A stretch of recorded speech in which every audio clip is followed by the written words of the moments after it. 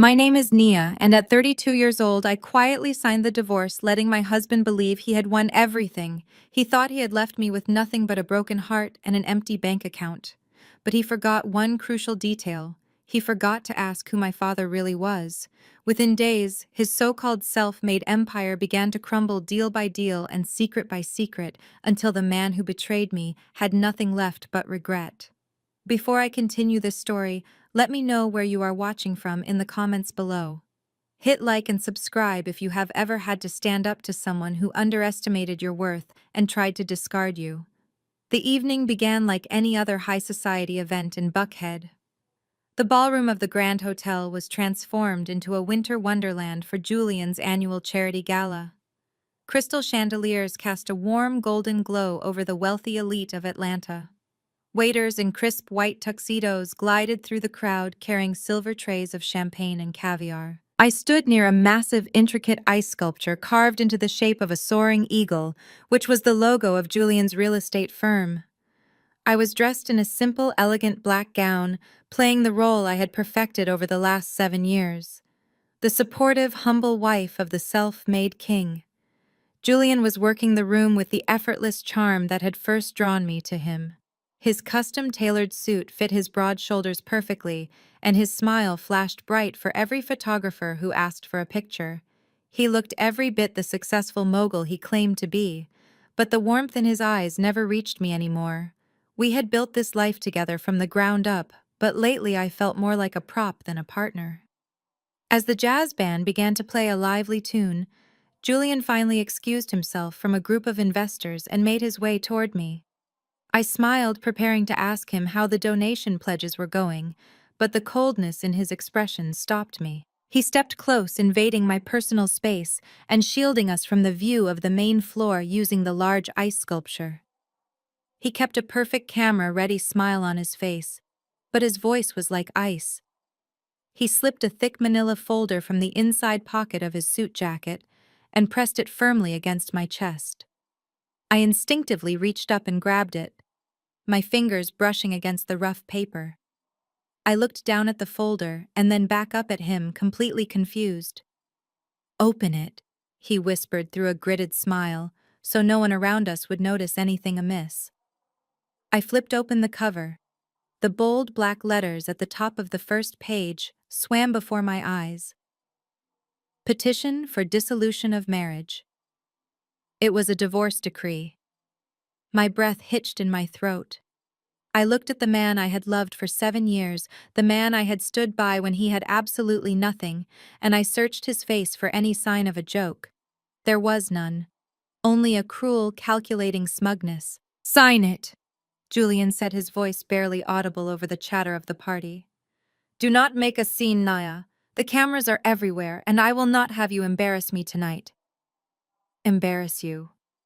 I asked, my voice trembling slightly. "Julian, what is this? We were just talking about starting a family last week."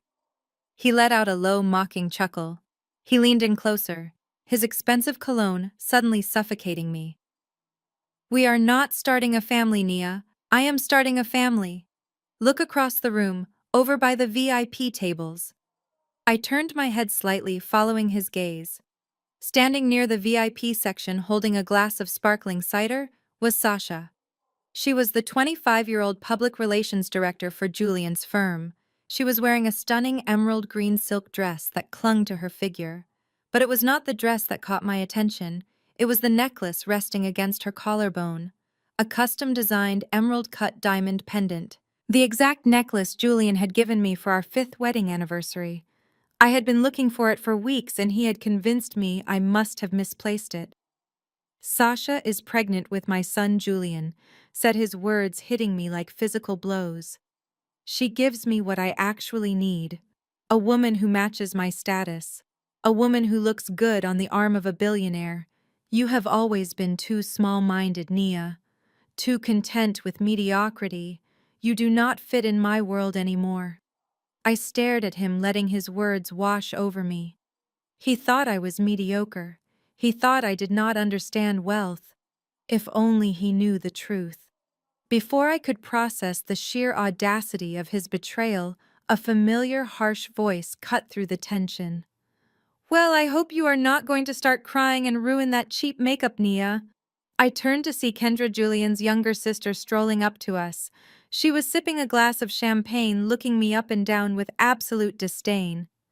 Kendra had always hated me. She was a woman who worshipped labels and status, and she constantly belittled my simple tastes. She ran a luxury spa in the city and carried herself like royalty, completely forgetting that she grew up in the exact same modest neighborhood as Julian. Kendra smirked and tapped her perfectly manicured fingernail against the manila folder in my hands. You might as well sign it and get it over with, she said loudly enough for a passing waiter to glance our way. Julian has already moved all his significant assets into a shell company in the Cayman Islands. He planned this months ago. You are not getting a dime of his real money. Be a good girl.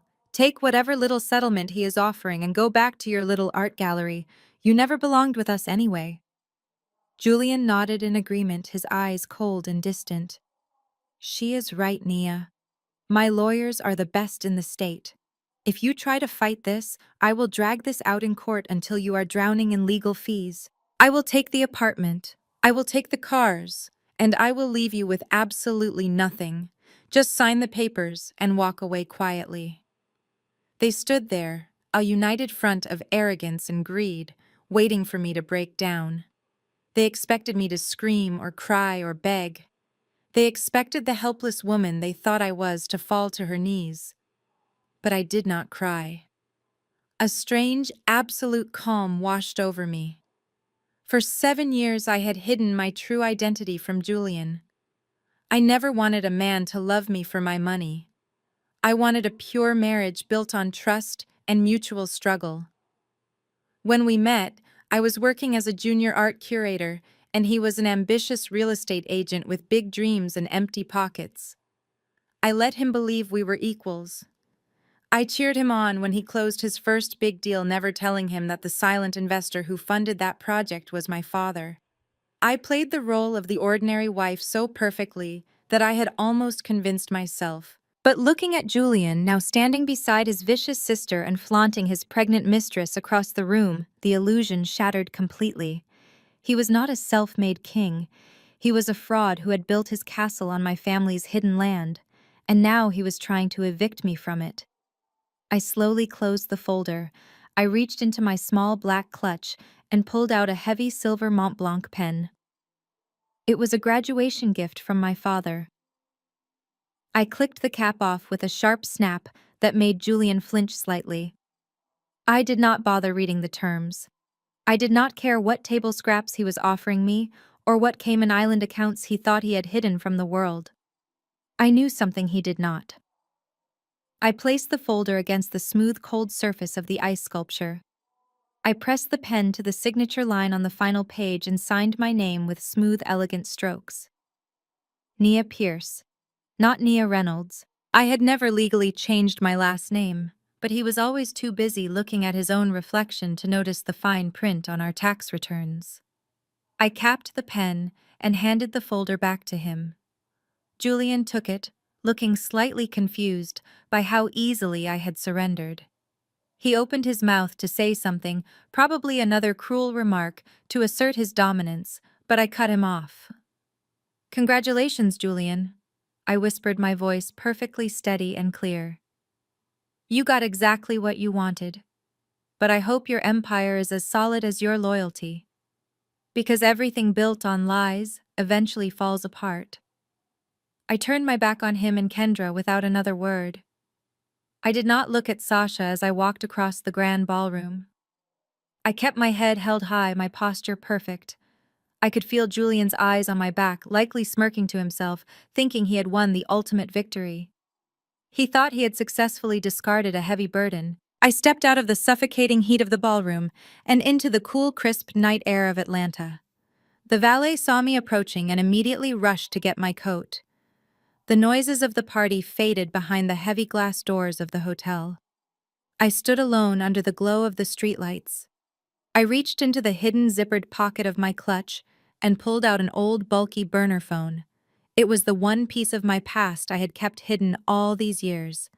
I powered it on, watching the small screen flicker to life. I dialed a private encrypted number I had not called since the day I married Julian. The line rang exactly twice before a deep, commanding voice answered. "Nia," the voice said, sounding unsurprised. "Dad," I replied, staring out at the city skyline.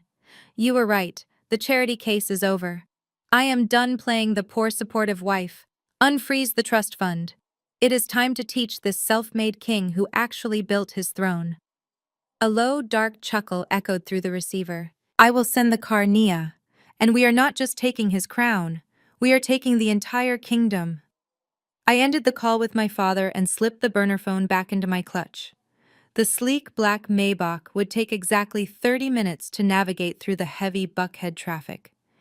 In the meantime, I decided to head to the penthouse Julian and I shared. It was only 2 blocks away from the hotel where the charity gala was still raging.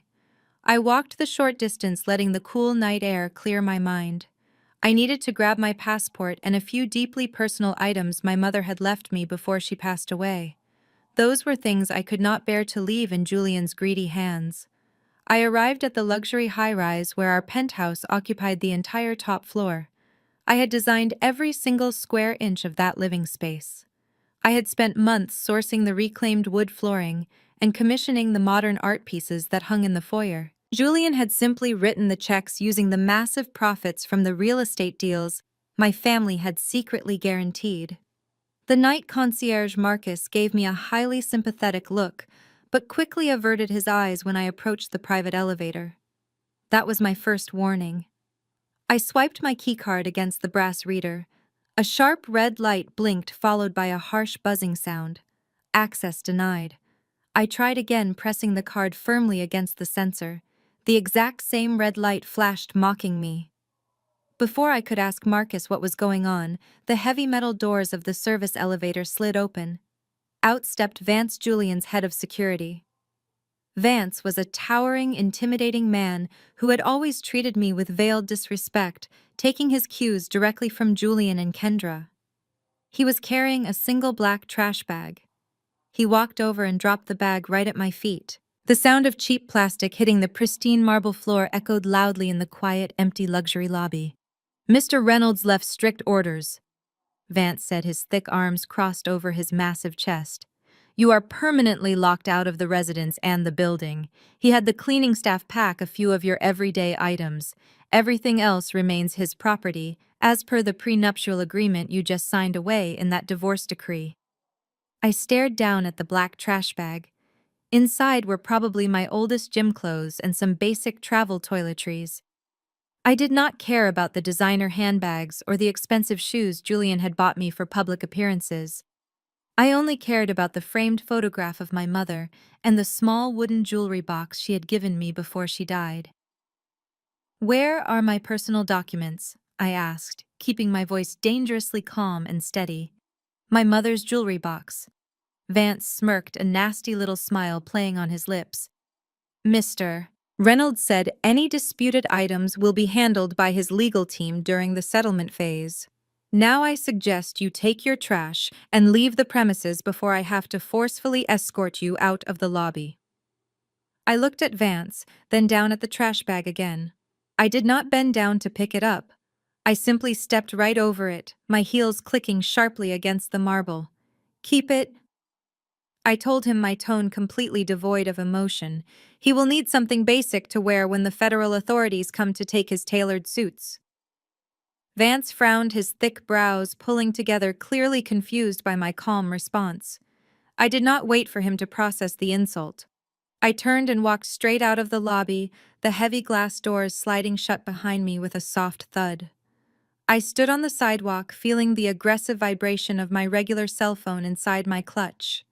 I pulled it out and unlocked the screen. My display was completely flooded with automated notifications from our joint banking application. Alert: primary account frozen. Alert: joint credit card suspended. Alert: transfer limit reached. Julian was incredibly thorough. I had to give him credit for that.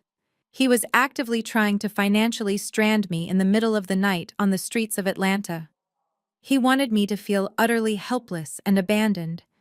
He wanted me to panic, call him crying, and beg for a place to stay. I opened my ride-sharing application to call a car just to test the limits of his petty revenge. I selected my premium credit card for the payment method. The screen flashed red. Declined. I selected my secondary emergency card. Declined again. A new notification popped up at the very top of my screen. It was a direct text message from Sasha. I clicked on the preview to open it. It was a brightly lit selfie of her lying in my custom-made Italian leather bed, wearing my favorite silk pajamas. The diamond anniversary necklace Julian had given me was resting prominently against her collarbone, catching the bedroom light. The caption underneath the photo read, "Time to go back to the project, sweetie." I zoomed in on the photo. Sasha had a smug, victorious smile on her face. She was completely oblivious to the fact that the expensive bed she was lying on was legally registered to my private holding company. She thought she was permanently replacing me, but she was just temporarily renting my space. I stared at the photograph and a genuine loud laugh escaped my lips. They really thought they had won this war. They thought this was the pathetic end of my story. They had absolutely no idea the terrifying level of power they were blindly playing with. A pair of blinding LED headlights suddenly cut through the darkness of the street. A pristine custom black Maybach pulled up to the curb, stopping right in front of me. The tinted rear window rolled down silently, revealing the sharp, observant features of Marcus, my father's personal driver and head of corporate security. Unlike Vance, who was just a glorified club bouncer, Marcus was a highly trained former intelligence officer who commanded genuine fear and respect in the global corporate world. "Good evening, Ms. Pierce," Marcus said, his voice deep, rich, and completely respectful. "Your father is waiting for you." He stepped out of the heavy armored vehicle and opened the rear passenger door for me. I slid into the luxurious soft leather interior, leaving Julian's building, his ridiculous security guard, and my old fake life behind on the sidewalk. As the Maybach pulled smoothly away from the curb, I tossed my old phone, the one displaying Sasha's ridiculous mocking selfie, directly into the small built-in trash compartment of the car. I would not be needing that number or those people anymore. The drive to my father's private estate took 45 minutes, leaving the crowded city lights behind and entering the sprawling, heavily gated communities of the true elite. The Pierce family had owned this land for 3 generations. We pulled up to the massive iron gates of Pierce Manor. The gates swung open automatically, recognizing the encrypted military-grade signal from the vehicle. We drove up the long, winding driveway flanked by ancient towering oak trees. The estate was a massive stone mansion that looked more like an impenetrable fortress than a home. It was the perfect physical representation of my father. My father was waiting for me in his massive private study. Desmond Pierce was a man who rarely appeared in public magazines, but whose mere name could make arrogant Wall Street executives sweat through their expensive suits. He was sitting behind his massive polished mahogany desk, pouring 2 large glasses of aged rare bourbon. He looked up as I entered the room, his sharp, calculating eyes scanning my face for any sign of weakness. "You did not cry," he noted, stepping around the desk and handing me a heavy crystal glass. I took a slow sip, letting the smooth, intense burn ground me in reality. "There is absolutely nothing to cry over," I said firmly. "I spent 7 years building a man who turned out to be nothing more than a hollow, pathetic shell. I am not grieving the loss of Julian Reynolds. I am just annoyed I wasted my valuable time trying to make him a king." My father chuckled deeply and leaned back against his large desk. "I warned you about him, Nia. I told you years ago that men like Julian do not understand loyalty or sacrifice. They only understand leverage and dominance. You wanted to build him up from nothing. You wanted to be the perfect, supportive, quiet wife. And what did he do with all your effort? He took your incredible grace for weakness." He reached across the desk and handed me a thick leather-bound digital tablet. I opened the cover. It was a highly detailed, real-time financial portfolio of Julian's entire real estate company. It listed every single asset, every massive liability, and every supposedly hidden offshore account. He thinks he cleverly hid his money from me, I told my father quickly, scanning the staggering numbers on the bright screen. He transferred everything he had into a shell company in the Cayman Islands to protect it from the divorce settlement. My father smiled a cold, predatory grin that I suddenly realized I had inherited from him. Yes, he did. Apex Holdings. A very clever textbook move for a financial novice. Unfortunately for Julian, I aggressively bought the private bank that houses Apex Holdings last Tuesday morning. His money is currently sitting completely locked inside my personal vault.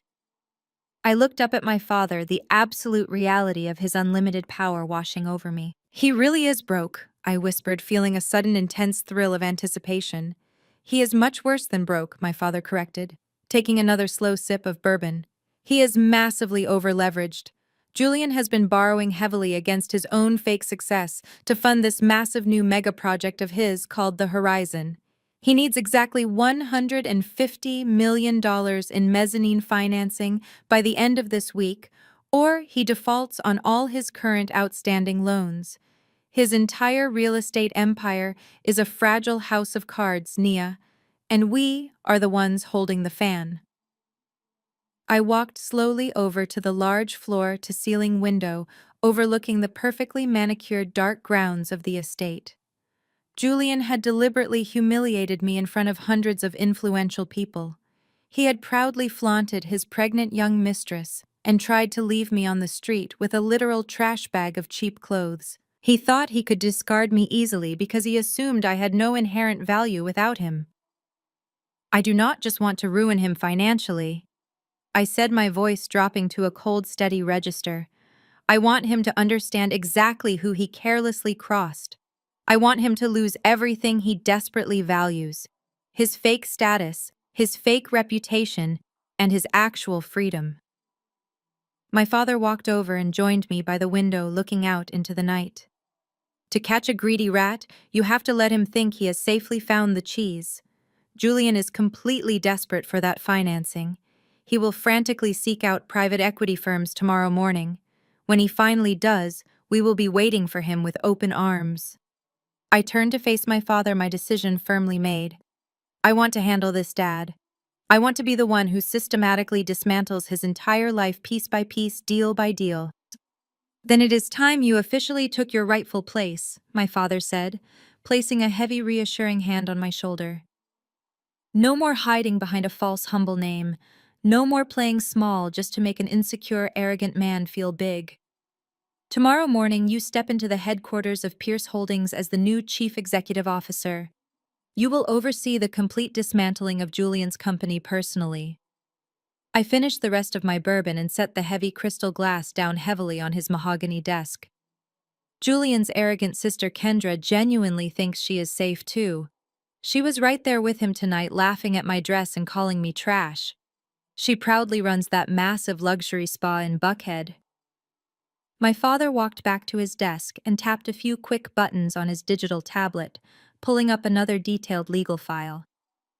The premium commercial spa located at the corner of Peachtree and Lenox. Yes, I see it. Pierce Commercial Real Estate silently acquired that entire luxury building last month. The current legal landlord of that property is you. A slow, dangerous smile spread across my face. Kendra was always aggressively bragging about her prestigious retail location. She used it constantly to belittle my friends and act completely superior to everyone around her. It was finally time to show her what real generational wealth and power actually looked like. Cancel her lease, I said without a single ounce of hesitation. Have the legal eviction notices drawn up immediately tonight. I want her and her cheap equipment completely out of my building in 48 hours.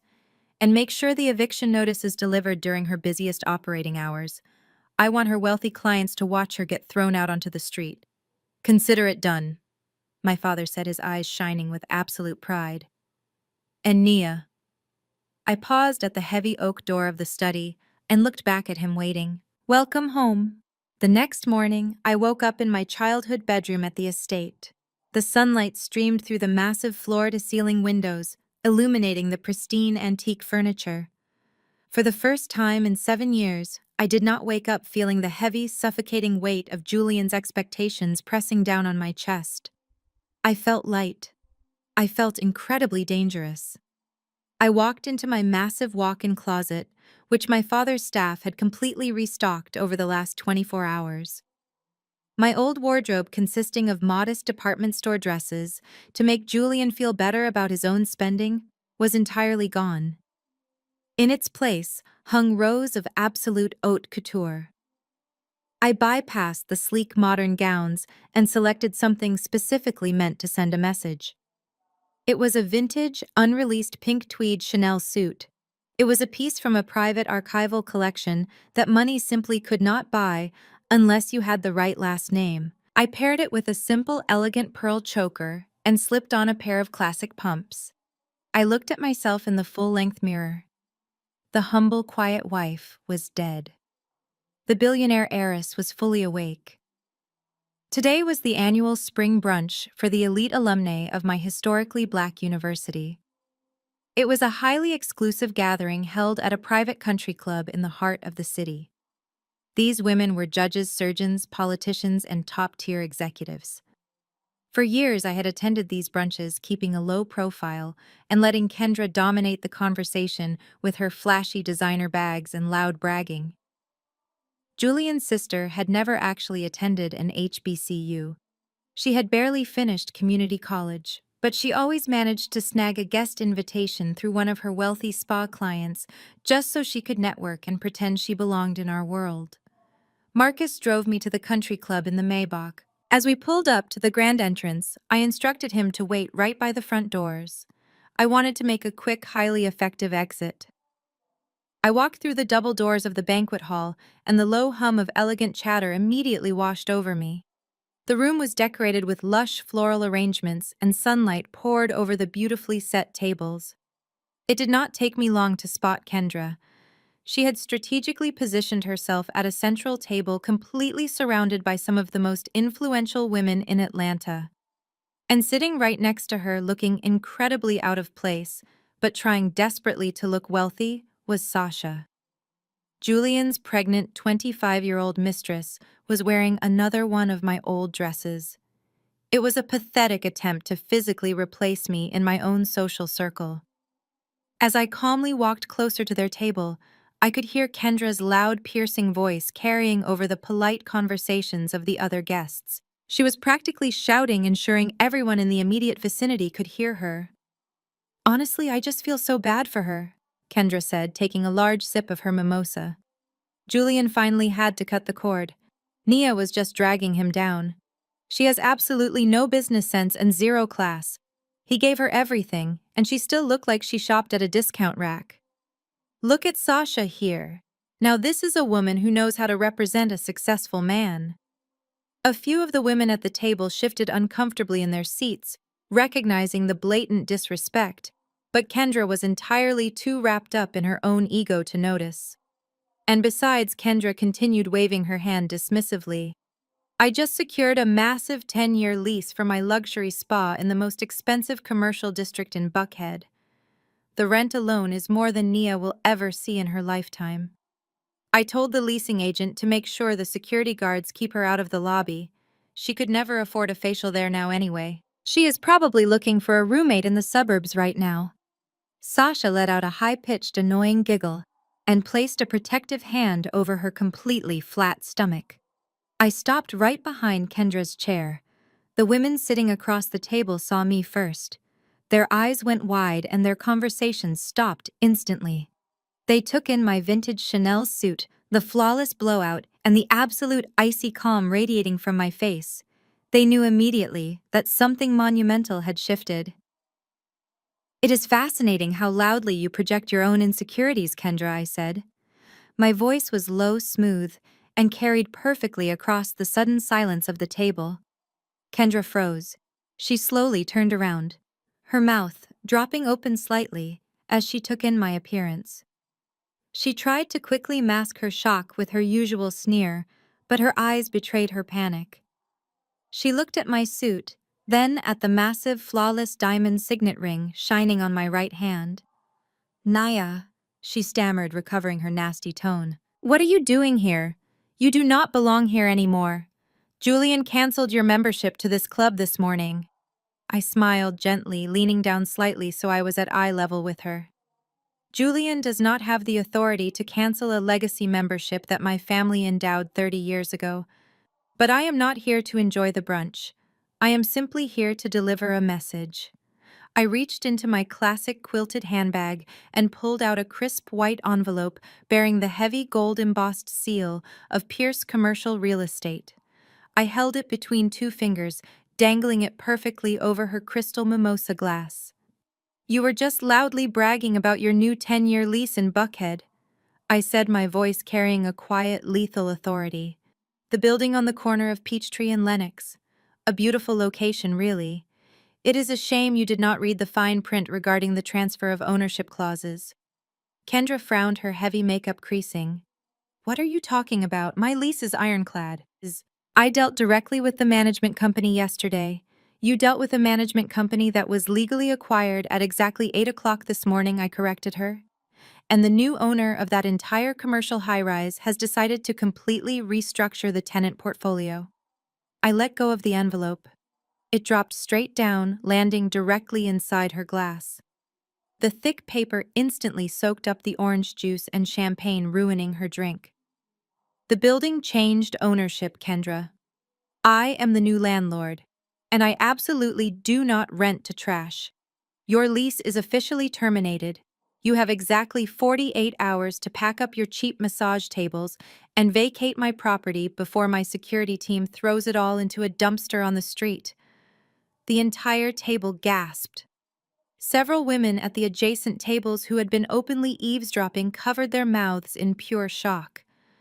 Kendra stared down at the ruined envelope in her glass, her face turning an ugly shade of dark red. "You are lying!" she shrieked, her voice cracking with sudden hysteria.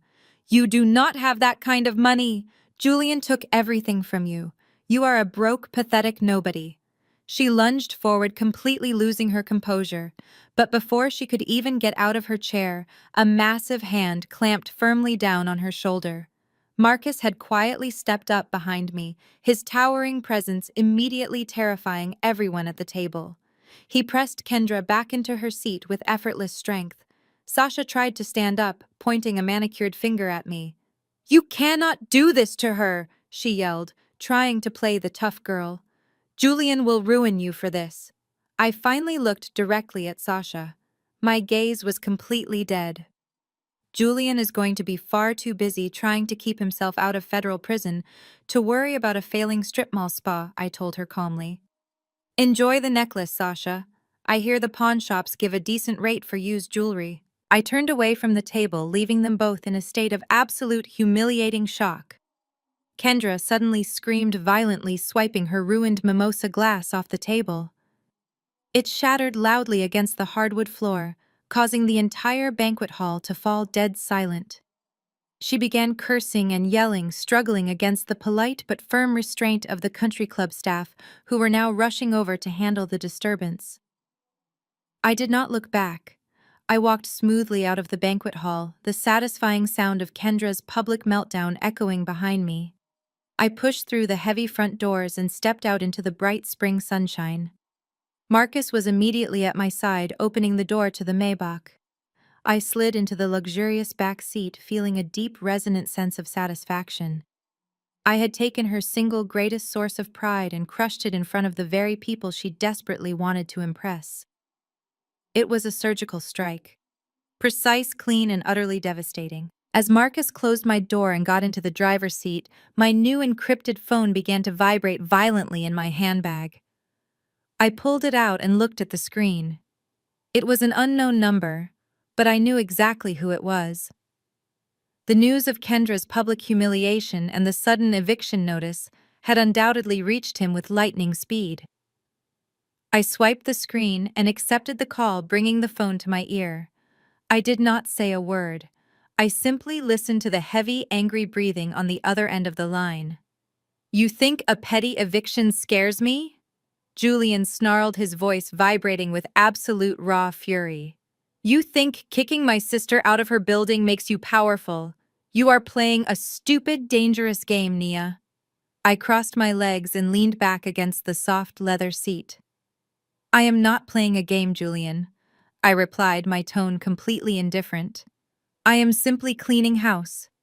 He let out a loud, arrogant laugh, but I could hear the faint edge of panic hiding underneath his bravado. You think you won something today, he spat.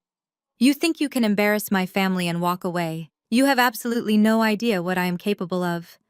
Wait until you see what I do to your little art gallery tomorrow.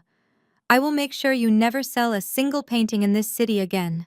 I will crush your pathetic little business until you are begging me for spare change. I smiled, staring out the tinted window at the passing luxury homes.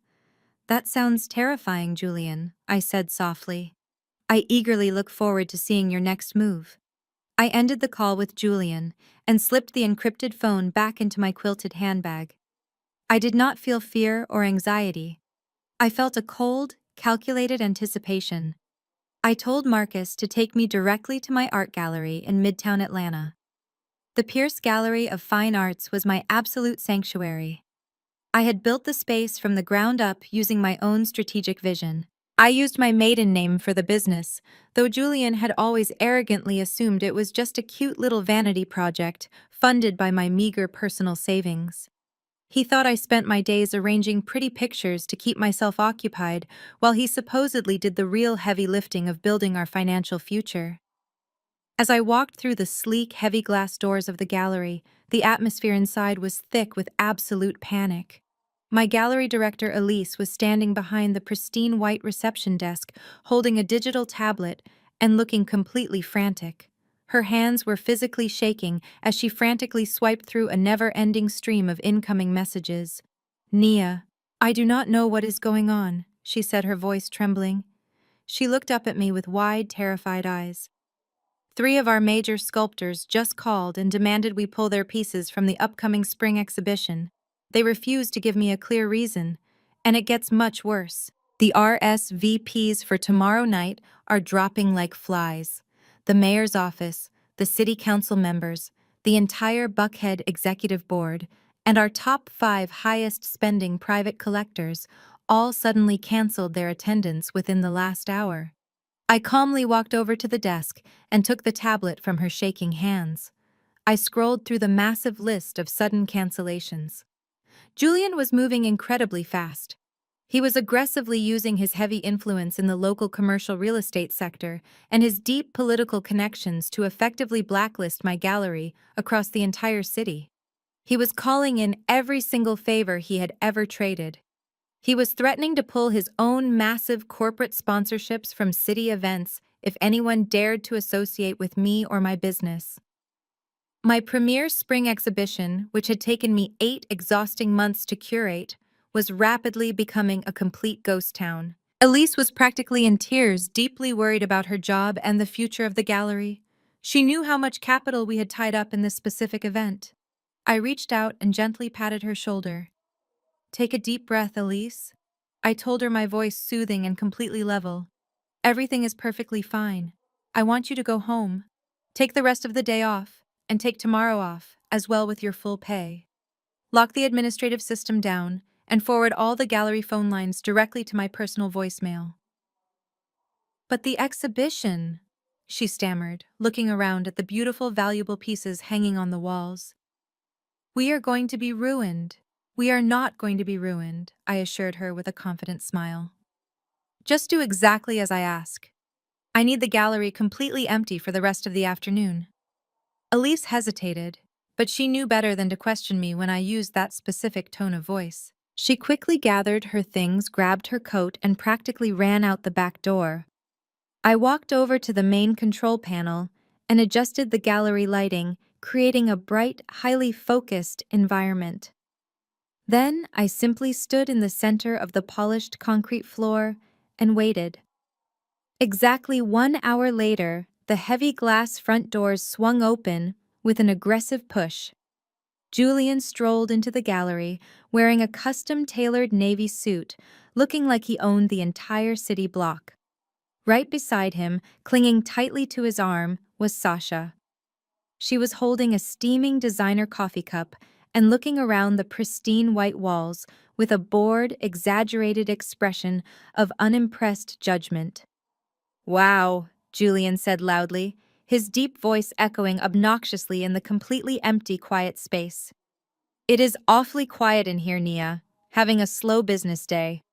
He walked confidently over to a massive abstract canvas I had personally curated from a brilliant upcoming artist in Paris. He sneered at it, shaking his head as if he were a renowned art critic instead of a man who bought his taste from magazines. "I warned you on the phone, Nia," he said, turning to face me. "You mess with my family, I completely destroy yours. You thought you could humiliate Kendra, and I would just let it slide. I made exactly 6 phone calls this morning. 6. That is all it took to completely dismantle this pathetic little hobby of yours. I told the elite collectors that your gallery was currently under a quiet federal investigation for tax fraud. I told the city officials that I would pull my campaign funding if they ever stepped foot in this building. Your artists are gone. Your wealthy buyers are gone. Your reputation is entirely ash. You are effectively out of business in Atlanta as of right now." Sasha giggled a high-pitched grating sound and took a slow sip of her coffee. "It really is a massive shame," she chimed in, tracing her manicured finger along the edge of a bronze sculpture. "The space itself is actually decent. Maybe Julian can gut it and turn it into a pop-up leasing office for his new development team. At least then, this building would actually generate some real money." Julian puffed out his chest, completely fueled by his own massive ego and Sasha's pathetic flattery. "The horizon," he proclaimed, looking at me as if I were an absolute peasant standing in his royal court. $800 million of prime commercial and residential development. It features twin glass towers, luxury penthouse condos, and the most exclusive retail space in the entire state. It will completely redefine the skyline of this city. It is the absolute biggest deal of my entire life. A massive project you could not even begin to comprehend with your small, simple mind. I am entirely untouchable now, Nia. I sit at high-stakes tables you cannot even serve water at." He reached inside his tailored suit jacket and pulled out a sleek black leather checkbook. He retrieved a gold pen from his pocket and hastily scribbled something onto the paper. He ripped the check out of the binding and carelessly, casually tossed it into the air. The small piece of paper fluttered down slowly, catching the bright gallery lights before landing face up on the cold, polished concrete floor. It landed exactly 2 inches from the toe of my vintage Chanel pump. $10,000, Julian said, adjusting his expensive silk tie with a smug, satisfied grin. "Consider it a highly generous severance package. Take it, pay off whatever small debts you have for this failing gallery.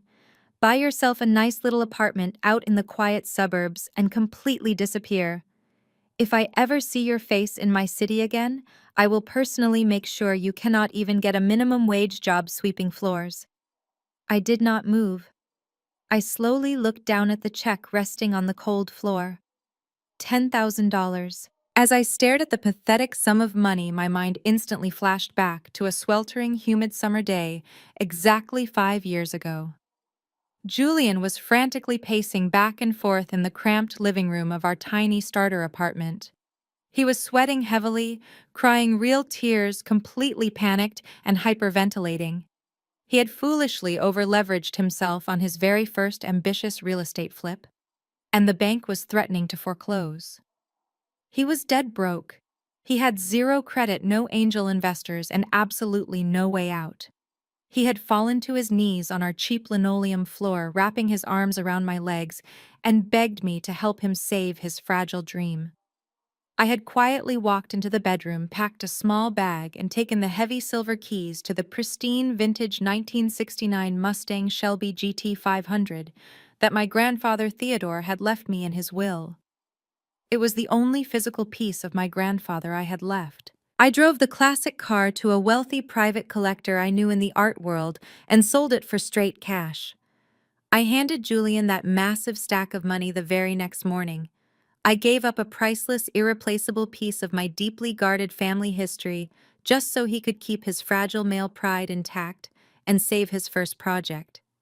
He had wept holding the cash and promised me under oath that he would never ever forget my ultimate sacrifice. Now here he was 5 years later, throwing a tiny fraction of that amount at my feet, like I was a desperate starving beggar on the street. He was completely oblivious to the massive irony that his entire self-made billionaire origin story was literally bought and paid for by the sacrifice of my grandfather's classic car. He truly believed his own fabricated lies. I did not bend down to pick up the check. I did not yell. I did not throw the paper back in his arrogant face.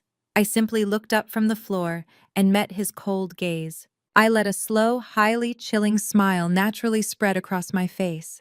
It was the exact kind of predatory smile my father used right before he executed a hostile corporate takeover. The horizon.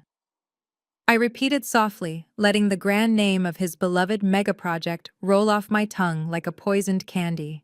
It sounds incredibly ambitious, Julian. A true legacy project for a self-made king. I honestly cannot wait to see it break ground. Julian frowned, his broad shoulders stiffening slightly. He was clearly expecting a total meltdown. He wanted tears screaming or desperate pathetic begging. My eerie, absolute calmness deeply unsettled him. He quickly glanced at Sasha, who suddenly looked very uncomfortable standing in the quiet, tense atmosphere of the empty gallery. "You are completely delusional," Julian muttered, shaking his head as if trying to clear away a sudden sense of dread.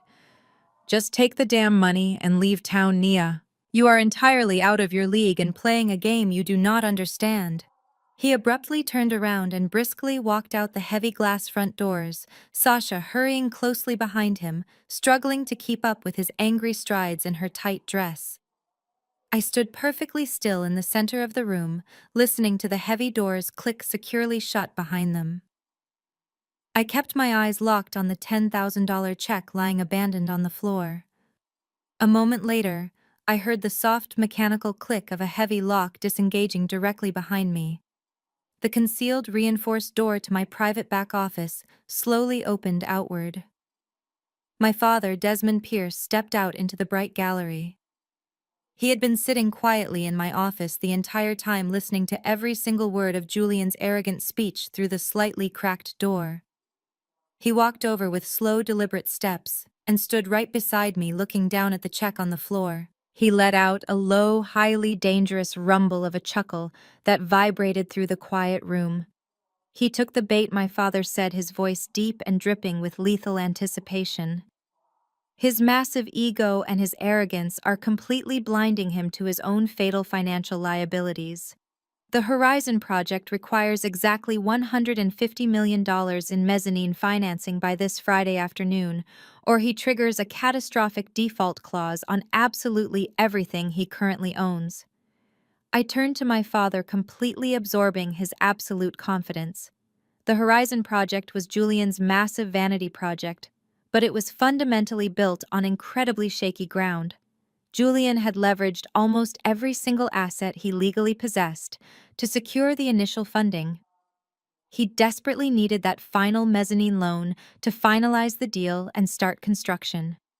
If he failed to secure that money by Friday, his entire house of cards would rapidly collapse, taking everything down with it. I picked up the pathetic $10,000 check from the polished concrete floor and slowly, deliberately tore it into tiny pieces. Let the pieces fall right there on the floor. "He wants to play a high-stakes public game," I said, a cold, hard edge entering my voice. "Let us give him a stage he cannot possibly resist." I immediately began setting up a highly exclusive pop-up art auction. It was short notice, but my father's massive influence easily secured the permits and a stunning venue overlooking the city. I heavily publicized the event, marketing it as a final desperate liquidation sale for my failing gallery. I deliberately made sure the invitations were prominently circulated among Julian's tightest social and professional circles.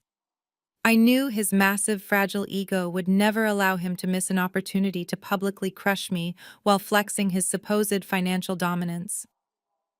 The night of the auction arrived quickly. The venue was packed with curious onlookers, wealthy investors, and socialites eager for drama. The atmosphere was incredibly tense. I stood at the podium holding a heavy wooden gavel scanning the crowded room. I wore a striking, sharp-tailored emerald green suit that commanded absolute attention. Exactly 10 minutes before the main bidding began, the heavy double doors swung open. Julian sauntered in looking incredibly smug wearing a flashy designer tuxedo. Sasha was practically hanging off his arm dripping in expensive borrowed jewelry. They deliberately took seats right in the very front row, ensuring everyone in the room noticed their grand arrival. Julian leaned back crossing his legs and gave me a highly condescending wave. I ignored his arrogant display and started the auction. We moved quickly through several smaller pieces, building the tension in the room. Then I unveiled the absolute centerpiece of the entire evening. It was a massive, breathtaking contemporary masterpiece that I had secretly acquired from an anonymous, highly prestigious European collector. "We will start the bidding at $50,000. I announced, my voice carrying clearly through the microphone. Before anyone else could even raise a paddle, Sasha eagerly threw her hand up in the air. 100,000, she practically yelled, her shrill voice echoing sharply. The crowd murmured in surprise. Julian sat beside her looking incredibly proud, actively encouraging her aggressive bidding. A wealthy collector in the back row hesitantly raised his paddle, offering 120,000. 200,000, Sasha countered immediately, leaning forward with a nasty, aggressive smirk. Julian nodded approvingly, gently patting her hand. The bidding quickly escalated rapidly, becoming a chaotic spectacle. The collector in the back dropped out at 300,000, clearly refusing to play this ridiculous game. Sasha stood up dramatically, pointing directly at the masterpiece. $500,000, she announced loudly, ensuring every single person in the room heard her. A collective massive gasp ripped through the crowded room. $500,000 for a single painting at a pop-up auction was an insane, aggressive flex of raw financial power. Sasha turned around slightly, facing the stunned crowd. "Let us just end this pathetic little charade," she said, her voice dripping with extreme arrogance. "Julian wants this piece for our new penthouse. We are happy to help out a struggling, failing business owner with her massive debts." Julian beamed, looking around the room, clearly expecting everyone to be entirely mesmerized by his supposed wealth. He was practically vibrating with absolute self-satisfaction. I did not flinch. I did not look embarrassed or humiliated. I looked directly at Sasha and raised the heavy wooden gavel high into the air. "Going," once I said, my voice completely steady. "Going twice." I brought the gavel down with a sharp, cracking bang that echoed loudly off the high ceilings. "Sold to the mistress for $500,000, I announced, my voice crystal clear through the microphone. The room fell completely dead silent. Sasha's arrogant smile instantly vanished, replaced by a look of sheer furious shock. Julian's face turned a violent shade of red as the crowd erupted into loud, shocked whispers and stifled laughter. I had publicly branded her right in front of the city's entire elite class. If the buyer would please step up to the payment terminal, I continued, smoothly gesturing toward Elise, who was standing nervously by the portable processing machine. "We require immediate payment for all winning bids exceeding $100,000. Sasha aggressively snatched a sleek, heavy black credit card from Julian's waiting hand and angrily marched up to the terminal. She practically shoved the expensive card into Elise's hand, her face twisting with absolute fury. "Run it!" she snapped loudly, trying to quickly regain her aggressive dominance. Elise carefully inserted the heavy black card into the machine. We all waited in complete silence. The machine beeped, processing the massive transaction. Then it let out a sharp, loud, discordant tone. Elise looked down at the screen, her eyes going completely wide. She looked up at Sasha, then over at me. "The card is completely declined," Elise said, her voice trembling slightly, but carrying loudly across the quiet room. Sasha froze entirely. What she demanded, snatching the card back. "That is impossible. Try it again." You obviously ran it wrong, you idiot. Elise flinched but quickly took the card and ran it a second time. The exact same sharp, discordant beep echoed through the tense, silent room. Declined. Elise repeated her voice a little stronger this time. The whispers in the crowd rapidly grew into loud, highly animated chatter. People were actively pointing and staring. Julian quickly stood up, his face now completely pale. He rushed over to the terminal, pulling his wallet out and frantically digging for another card. There must be some ridiculous security hold on the account, Julian muttered aggressively, shoving a different platinum card into the machine. Run this one right now. Elise ran the second card. Declined. She ran a third card. Declined. I slowly stepped away from the podium and walked over to the terminal, leaning casually into the microphone. Well, this is incredibly embarrassing, I announced, ensuring my voice reached every single corner of the large room. It seems the self-made billionaire is experiencing a sudden severe cash flow problem. $500,000 is a massive commitment when your primary accounts have been completely frozen pending an active investigation. Julian whipped his head around, glaring at me with absolute murderous rage. Shut your mouth, Nia, he hissed desperately, trying to keep his voice low. I do not know what you did, but I will absolutely destroy you for this. You cannot even buy a painting, Julian. I replied, my tone completely indifferent. How are you possibly going to fund an $800 million mega project when your black cards are bouncing at a local art auction? I turned back to the microphone, addressing the highly entertained crowd. Shall we accept a post-dated personal check from Mr. Reynolds, or should we go ahead and call the police for deliberate auction fraud? Sasha let out a loud, terrified sob, completely overwhelmed by the intense public humiliation.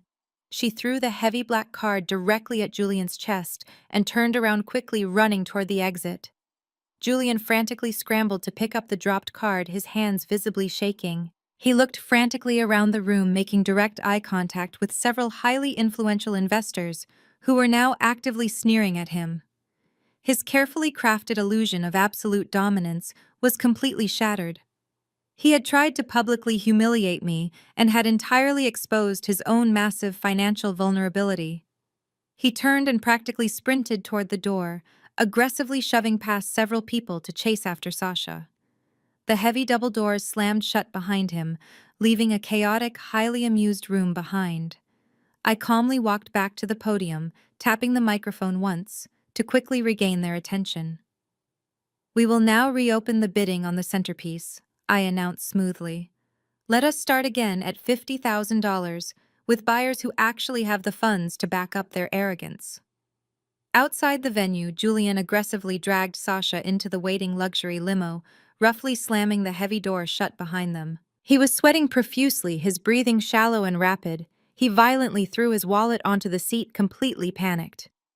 As the limo sped away into the night, his phone began to ring loudly. It was an urgent call from his chief financial officer.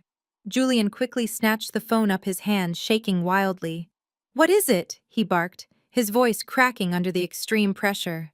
Sir, the CFO said, his voice tight with absolute blind panic. The bank just officially pulled out of the Horizon deal entirely. They somehow got wind of a massive freeze on your primary offshore assets. The entire mezzanine loan is completely dead in the water. Julian felt the blood entirely drain from his face. What are you talking about? He yelled. We need that money to close the land purchase by Friday. I know, sir, the CFO replied, sounding completely desperate.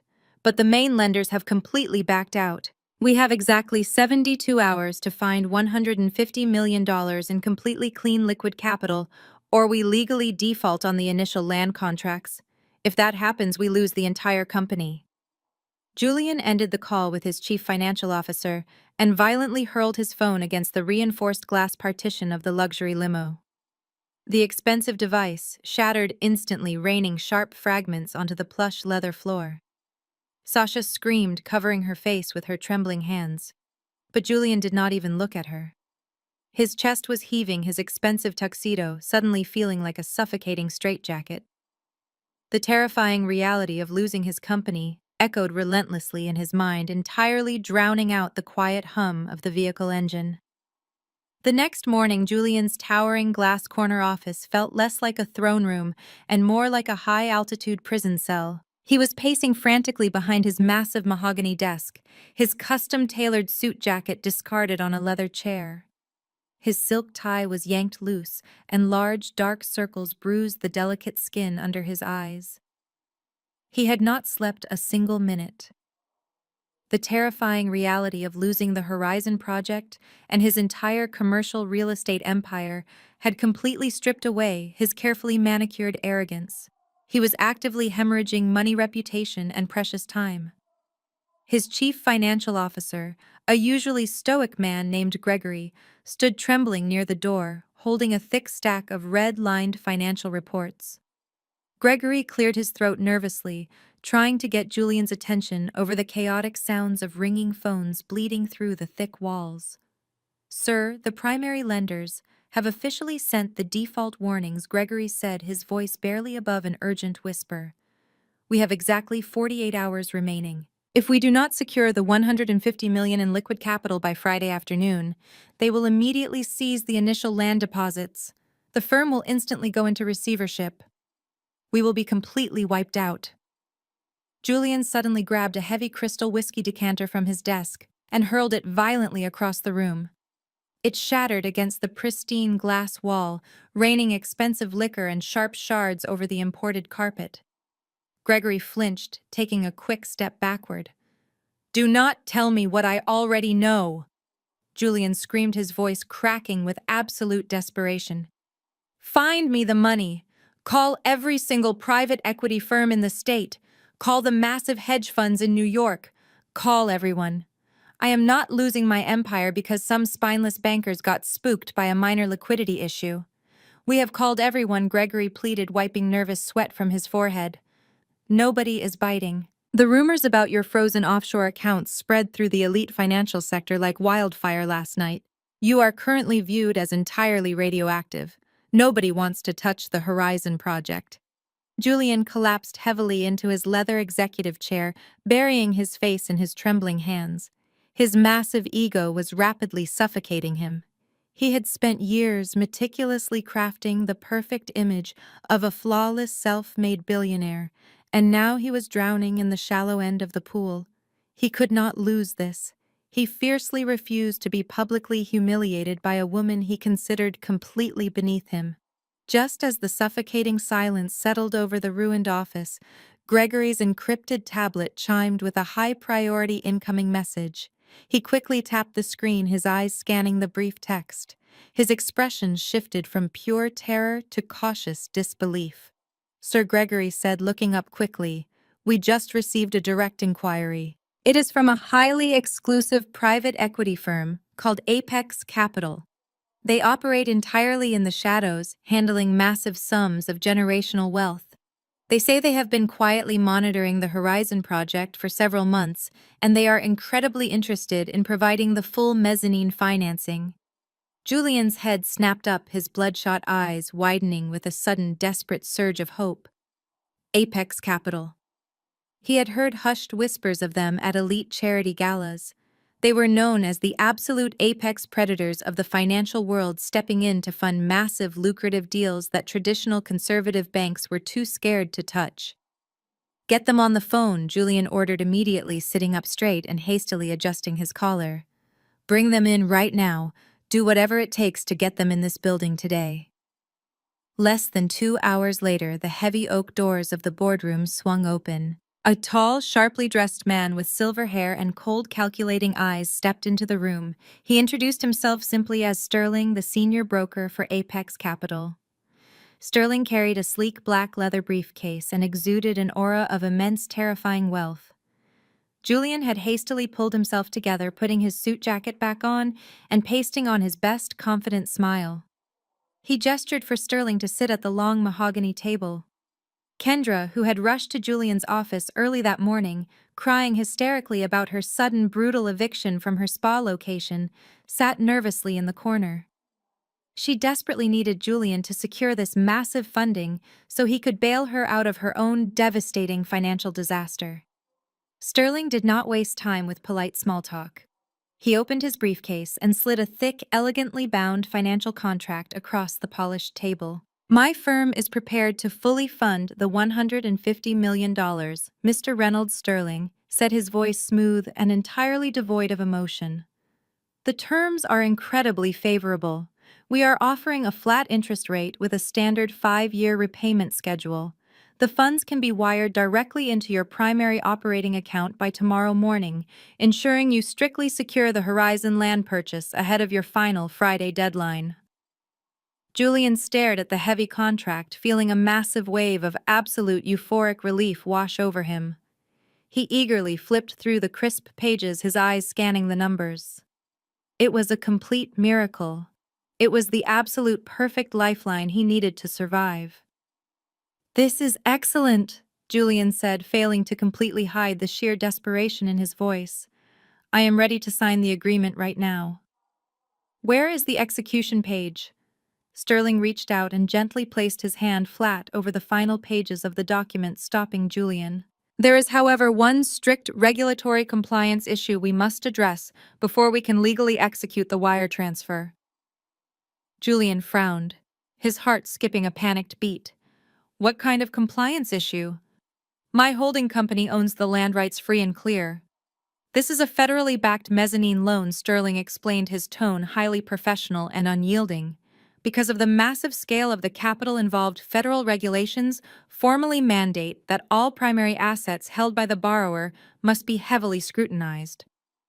According to the public record, you recently filed a petition for the dissolution of your marriage.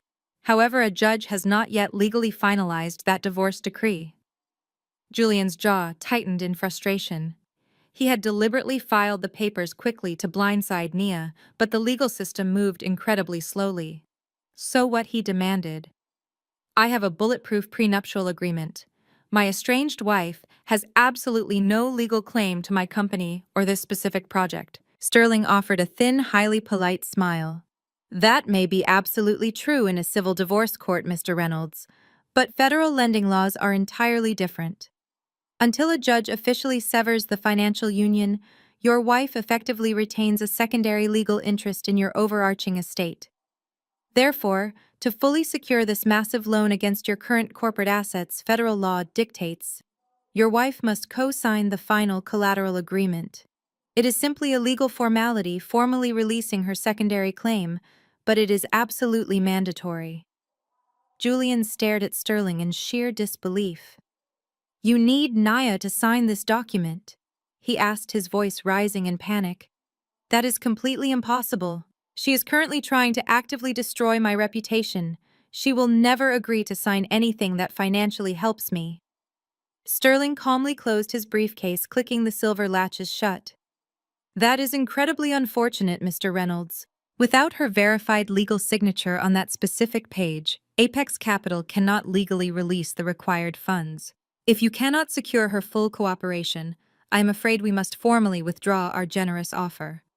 Sterling stood up, preparing to leave the silent boardroom. Julian shot out of his chair, sheer panic seizing his chest tightly. "Wait!" he practically shouted, reaching his hand out. "Give me the document. Leave it with me for exactly 1 hour. I will get it properly signed." Sterling paused, looking at Julian with a measured, highly calculating gaze. "Very well. I have several important calls to make. I will wait in your private executive lounge down the hall. You have exactly 1 hour." Sterling walked out smoothly, leaving the heavy contract resting on the mahogany table. As soon as the door clicked shut, Julian began pacing violently, rubbing his aching temples. He was entirely trapped in a desperate corner. There was absolutely no way Nia would ever sign the document. She had just publicly humiliated him at the art auction and viciously evicted his sister. She would rather watch him burn completely to the ground than hand him a simple bucket of water. Kendra quickly stood up from her corner chair and walked purposefully over to the table, looking down at the blank signature line. She looked at her older brother, her eyes narrowing with a dark, incredibly desperate calculation. "Julian," she said, her voice low and remarkably urgent, "you cannot let this entirely fall apart today.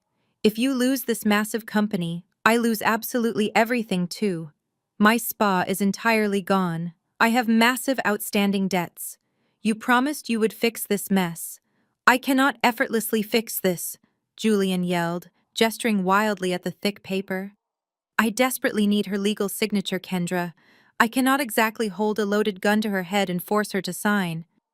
Kendra stepped much closer, aggressively lowering her voice to a harsh whisper. You do not actually need her physically here. You just need her name accurately written on that line. Julian violently stopped pacing and stared directly at his sister, his blood running completely cold. Are you completely insane? He whispered fiercely. That is a strict federal lending document.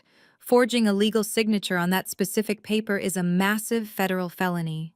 Who is going to possibly know? Kendra pressed aggressively, pushing the heavy document directly toward him. Naya is not going to magically see this private corporate loan file. She does not know anything about Apex Capital. Once the $150 million completely hits your operating account tomorrow morning, you close the Horizon deal immediately. You will be a verified billionaire, Julian. When the messy divorce is finally settled in a few months, you just pay her off quietly with a few $1 million to keep her mouth shut. She will eagerly take the cash and completely disappear. Julian silently stared at the blank signature line. His mind raced frantically, actively weighing the terrifying legal risks. Federal wire fraud. Aggravated forgery. It was absolute sheer madness. But the terrifying alternative was permanently losing his company, his wealth, his elite social status, and everything he had aggressively built. He would be completely bankrupt by Friday afternoon. He would become the absolute laughingstock of Atlanta society. He angrily thought about Nia's smug, arrogant face at the auction, standing at the podium, and openly mocking his declined credit cards. He thought about the sheer, unadulterated power he would rightfully wield once the Horizon project was successfully completed. He would be entirely untouchable. You used to do it all the time, Kendra reminded him, softly pushing a sleek silver pen directly into his trembling right hand. You actively practiced her signature for hours, so you could easily sign those joint tax returns when she was out of town. You know exactly how she writes her name. Do it, Julian. Save our family right now. Julian looked down at the expensive silver pen. His massive, fragile ego and his blinding financial desperation finally silenced his last remaining shred of rational fear. He sat heavily in the expensive leather chair and pulled the thick contract incredibly close. He closed his eyes for a brief second, visualizing the elegant, swooping letters of her full name. He had effortlessly forged it dozens of times over the last 7 years, just to bypass minor bureaucratic inconveniences. He pressed the sharp pen tip to the thick paper. His hand moved with smooth, highly practiced precision. He perfectly replicated the exact aggressive slant of her capital N, the sharp, delicate curve of the lowercase a. He quickly finished the signature and lifted the pen, staring intently at the flawless forgery. Nia Pierce. It looked absolutely, completely authentic. He felt a massive, sickening surge of victory directly mingled with an undeniable, overwhelming sense of impending doom. But the dark deed was successfully done. He had aggressively crossed the ultimate legal line. He quickly grabbed his office phone and urgently texted Sterling. It is done. Come back in immediately. A few moments later, Sterling stepped casually back into the silent boardroom. He walked purposefully over to the table and picked up the contract, carefully inspecting the final page. His cold eyes scanned the freshly inked illegal signature. Excellent, Mr. Reynolds, Sterling said, slipping the document securely into his black leather briefcase. Everything appears to be in absolutely perfect order. The funds will be processed for immediate transfer. Julian let out a massive shaky breath, sinking deeply back into his chair. Thank you, Sterling. You have absolutely no idea what this actually means to me. Sterling offered another thin, highly polite smile. Oh, I think I have a very clear idea, Mr. Reynolds. Have a wonderful afternoon. Sterling turned and walked briskly out of the boardroom, the heavy oak doors closing smoothly behind him. He walked straight down the long carpeted hallway, bypassing the elevator bank entirely, and pushing through the heavy door to the quiet, deserted emergency stairwell. Once he was entirely alone in the concrete stairwell, Sterling reached into his tailored suit jacket and pulled out a highly secure, encrypted cell phone. He dialed a private restricted number and waited patiently for the quick connection. Ms. Pierce Sterling said, his voice dropping its polite professional facade and taking on a sharp, incredibly lethal edge. He took the bait completely. He just signed it himself directly in front of a witness. We have him dead to rights on federal wire fraud and first-degree forgery. The trap is officially closed. I ended the call with Sterling and placed the encrypted phone gently on the massive polished mahogany desk. The trap was officially closed. I was standing perfectly still in the center of my father's primary war room, deep inside the heavily guarded stone walls of the Pierce estate. The room was an absolute fortress of dark, rich wood floor-to-ceiling antique bookshelves and cutting-edge digital displays that were currently tracking highly volatile global financial markets. The air in the room was thick with the wealthy scent of aged leather imported cigars and the quiet, undeniable hum of absolute generational power. My father, Desmond Pierce, stood by an antique crystal decanter, slowly, deliberately pouring 2 generous measures of our most exclusive aged bourbon. He walked around the heavy desk and handed me one of the heavy crystal glasses, his dark eyes gleaming with a fierce, incredibly predatory pride. A soft, secure chime suddenly echoed from the main encrypted terminal resting on the desk. Sterling had just successfully uploaded the high-resolution scanned copy of the final mezzanine loan agreement from the corporate stairwell. My father reached out and tapped the massive glass screen, bringing the highly confidential image up on the primary wall monitor for us to examine. There, at the very bottom of the digitally projected page, was the signature. My signature, Nia Pierce. It was a completely flawless visual forgery, executed with the desperate, reckless precision of a completely cornered animal. Julian had actually done it. He had been arrogant enough and entirely desperate enough to believe he could seamlessly commit a massive federal crime in broad daylight and simply walk away with $150 million of our corporate money. I took a slow, methodical sip of the burning amber bourbon, feeling it thoroughly warm my chest and steady my racing heart. He really thinks he outsmarted absolutely everyone, I said, staring intently at the massive glowing screen. He genuinely thinks Apex Capital is just some shady, anonymous shadow entity completely desperate to fund his ridiculous Horizon project because traditional banks were entirely too scared to take the ultimate risk. My father let out a low, dark rumble of a laugh, taking a measured sip from his own crystal glass. Apex Capital is absolutely not a shadow entity, Nia. It is a highly specialized direct corporate subsidiary of Pierce Holdings. We originally created Apex specifically to quietly acquire highly distressed luxury assets without ever drawing unwanted public attention to the primary Pierce family brand. Julian essentially just blindly walked right into the lion den and actively begged the alpha lion for a massive uncollateralized loan. And the sheer absolute beauty of his profound ignorance does not simply stop there. He actually thinks his personal wealth is entirely secure from your impending legal reach.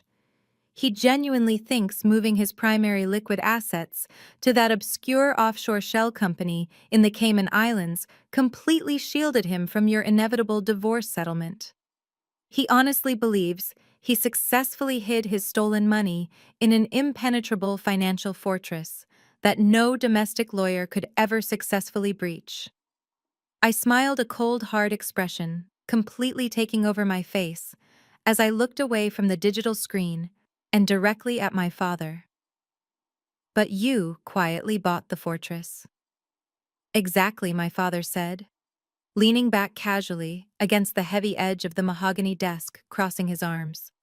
Last week, while Julian was incredibly busy, aggressively planning his lavish charity gala and proudly flaunting his young pregnant mistress, I quietly and ruthlessly finalized the aggressive corporate acquisition of the specific private offshore bank currently housing all of his Cayman accounts. He foolishly chose that specific bank because Kendra's shady amateur accountant highly recommended it for evading standard domestic audits. The final ink officially dried on the international regulatory approval exactly 2 days ago. Julian does not just owe us the staggering $150 million for the Horizon project. We completely legally own the very bank vault where his entire life savings currently sleeps. His primary offshore accounts have been completely frozen indefinitely under a mandatory aggressive internal audit for suspected corporate embezzlement. He has absolutely zero access to a single solitary dollar.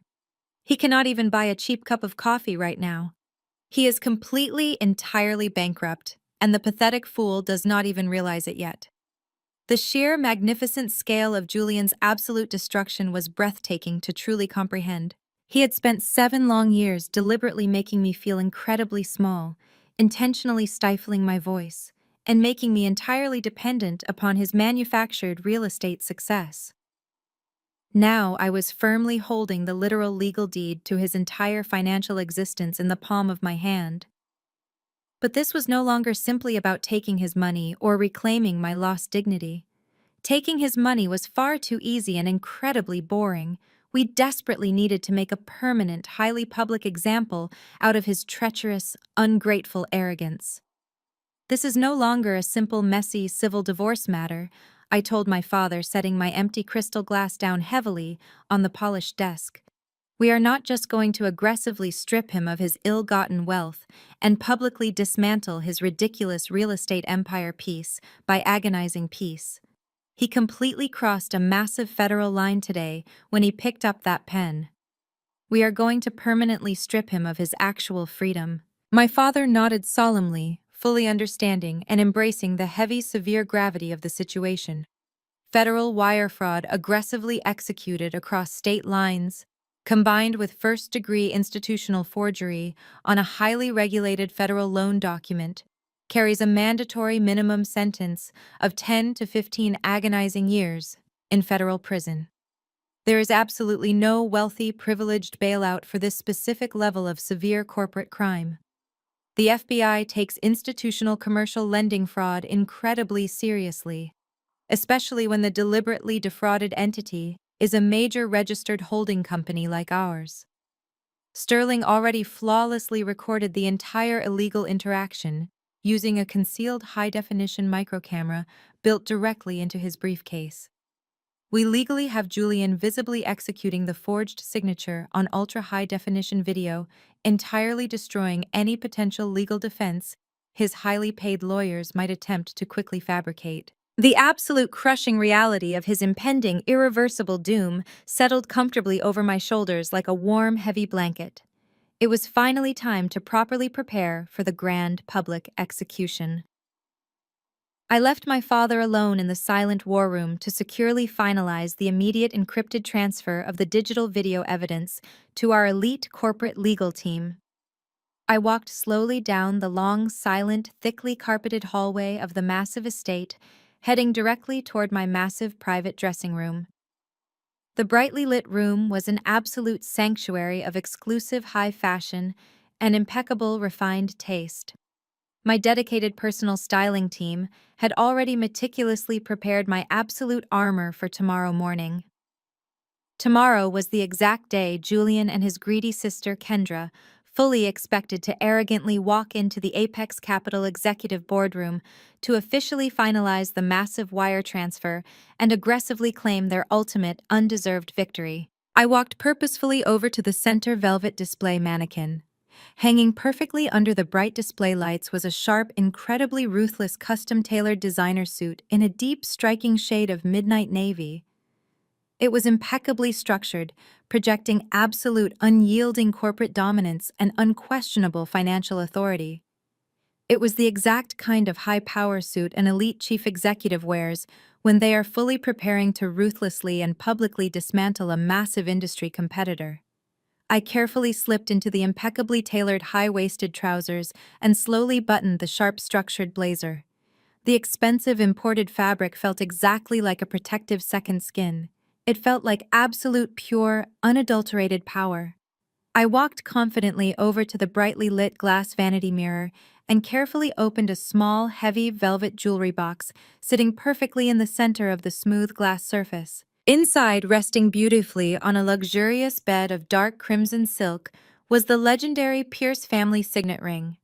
It was a massive, heavy, solid gold band, featuring our proud ancestral family crest, carved directly into a flawless, solid black onyx stone.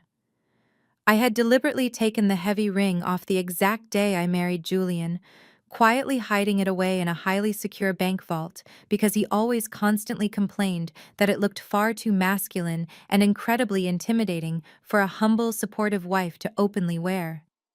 He absolutely hated anything that made me look significantly stronger or wealthier than him. I reached into the velvet box and slowly picked up the heavy gold ring. The cold, smooth gold felt incredibly familiar and welcoming against my bare skin. I deliberately slid it onto my right index finger, exactly where it had always rightfully belonged. It fit absolutely perfectly. I stared intensely at my own reflection in the bright vanity mirror. The woman fiercely staring back at me was absolutely no longer the quiet, submissive, easily manipulated wife who silently accepted subtle insults at crowded family dinners. She was absolutely no longer the broken woman who stood silently by the ice sculpture while her arrogant husband proudly flaunted his young pregnant mistress. She was Nia Pierce, the sole legitimate heir to a massive multi-billion-dollar global financial empire and the newly appointed absolute chief executive officer of Pierce Holdings. I picked up my newly encrypted high-security smartphone from the edge of the glass vanity table.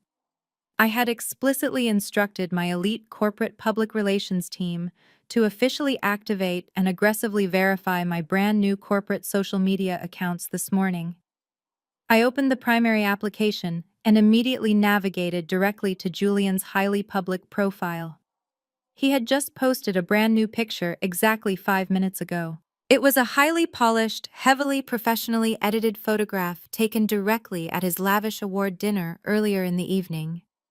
Julian was standing proudly center stage wearing his expensive custom tuxedo and holding his shiny, incredibly meaningless Black Entrepreneur of the Year trophy high in the air. Sasha was standing right beside him, wearing my stolen diamond anniversary necklace and gazing up at him with an absolutely ridiculous, exaggerated expression of manufactured adoration. The caption underneath the incredibly smug, arrogant photograph read exactly one word: unstoppable. A cold, incredibly lethal smile slowly naturally spread across my face. He truly believed he had successfully secured the massive Apex Capital loan entirely behind my back. He truly believed he had completely outsmarted me and permanently secured his flawless, untouchable elite legacy. He was proudly aggressively celebrating his ultimate victory while standing directly on top of a highly explosive hidden financial landmine. I tapped the phone screen quickly, switching my active profile from my old private anonymous account to my brand new officially verified highly public corporate account. The highly coveted verified blue checkmark gleamed brightly next to my full legal name and my official dominating title: Nia Pierce, Chief Executive Officer of Pierce Holdings.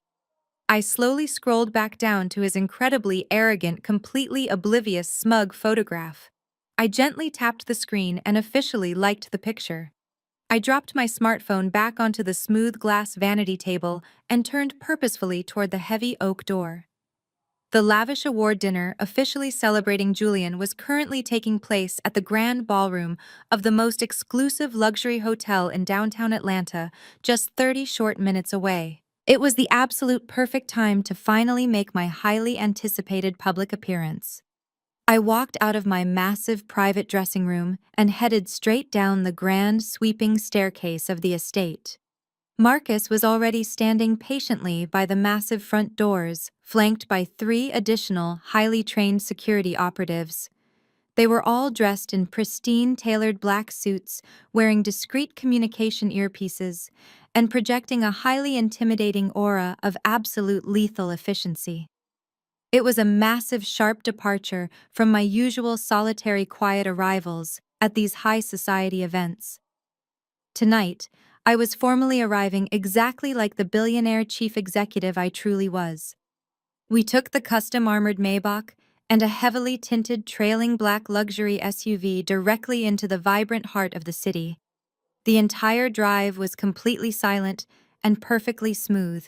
When we pulled up to the glittering, brightly lit entrance of the Grand Hotel, the valet staff instantly recognized the heavy armored corporate vehicles and immediately rushed forward to open my door.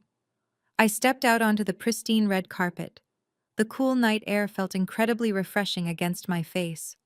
I smoothly adjusted the sharp lapel of my midnight navy designer suit and walked purposefully through the grand marble lobby. My 4 imposing bodyguards smoothly formed a tight protective diamond formation directly around me. Inside the massive glittering ballroom, the atmosphere was thick with expensive perfume, clinking champagne glasses, and entirely unearned arrogance. The massive room was packed with hundreds of Atlanta elite, including rival real estate developers, local politicians, and wealthy, influential socialites. We paused right outside the heavy mahogany double doors of the main hall. Through the thick, solid wood, I could clearly hear Julian's booming, highly confident voice, heavily amplified by the massive professional sound system. He was currently delivering his highly anticipated, arrogant keynote speech. I silently signaled for Marcus to hold the heavy doors closed for just a moment longer. I deliberately wanted to hear exactly what ridiculous, fabricated lies he was eagerly feeding the captive, wealthy crowd. When I first started in this highly competitive, brutal industry, I had absolutely nothing. Julian projected loudly, his deep voice dripping with a sickly sweet, manufactured humility. I did not have a massive hidden trust fund to fall back on. I did not have wealthy, powerful parents to conveniently write me a blank check or effortlessly open exclusive executive doors for me. I started entirely from the bottom of the mud. I painstakingly built this incredible, massive empire with my own 2 bare hands through sheer relentless grit and unmatched aggressive determination. People constantly told me I was dreaming far too big, but I completely refused to quietly listen to the pathetic doubters. I absolutely refused to accept simple, comfortable mediocrity. The wealthy crowd immediately erupted into loud, enthusiastic applause. I could practically hear him greedily soaking up the completely undeserved public adoration like a starving, desperate man.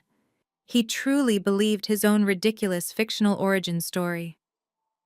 Success is never freely given. Julian continued waiting patiently for the loud applause to properly die down. Success is aggressively and ruthlessly taken. It requires absolute total personal sacrifice. It requires you to brutally cut out the weak, pathetic dead weight holding you down and boldly surround yourself only with people who effortlessly match your ultimate elite vision. Tonight, as I proudly accept this incredible prestigious Black Entrepreneur of the Year award, I want to specifically dedicate it to the bright, limitless future. I dedicate it to the Horizon Project. And I want to dedicate it to my beautiful, highly supportive partner, Sasha, who truly, deeply understands the massive, heavy burden of real, undeniable greatness. I looked directly at Marcus and gave a single sharp nod. Marcus immediately pushed both of the heavy mahogany double doors wide open. The thick doors hit the inner walls with a loud, echoing crack that instantly cut through the polite applause near the back of the massive room. I stepped directly into the grand ballroom. The bright overhead chandeliers immediately caught the sharp, impeccable lines of my tailored midnight navy suit and the massive, heavy gold Pierce family signet ring gleaming aggressively on my right hand. I was absolutely dripping in quiet, lethal generational wealth. I did not walk like a broken, discarded wife. I walked like an apex predator confidently entering a cage full of completely defenseless, fragile prey. The polite applause near the massive doors instantly died. The sudden heavy silence rapidly rippled forward through the crowd like a tidal wave. The only sound was the sharp, authoritative click of my expensive designer heels striking the polished hardwood floor. My 4 massive, imposing bodyguards walked in perfect synchronization directly beside and slightly behind me, effortlessly clearing an unobstructed path through the stunned, silent crowd. People rapidly parted like the Red Sea, actively scrambling to get out of my direct path. They stared at my sharp suit, my flawless composure, and the highly intimidating private security detail. This was absolutely not the quiet, frumpy woman they were entirely used to quietly ignoring at these lavish events. Julian completely froze behind the clear, acrylic podium. His arrogant, triumphant smile instantly vanished entirely, replaced by a look of sheer, unadulterated panic. His hands tightly gripped the edges of the podium, his knuckles turning completely white. Sasha, sitting front and center at the primary VIP table, stared at me with her mouth hanging wide open, her hands instinctively dropping to protect her stomach. Before I could reach the front of the stage, Kendra suddenly jumped up from her seat at the VIP table.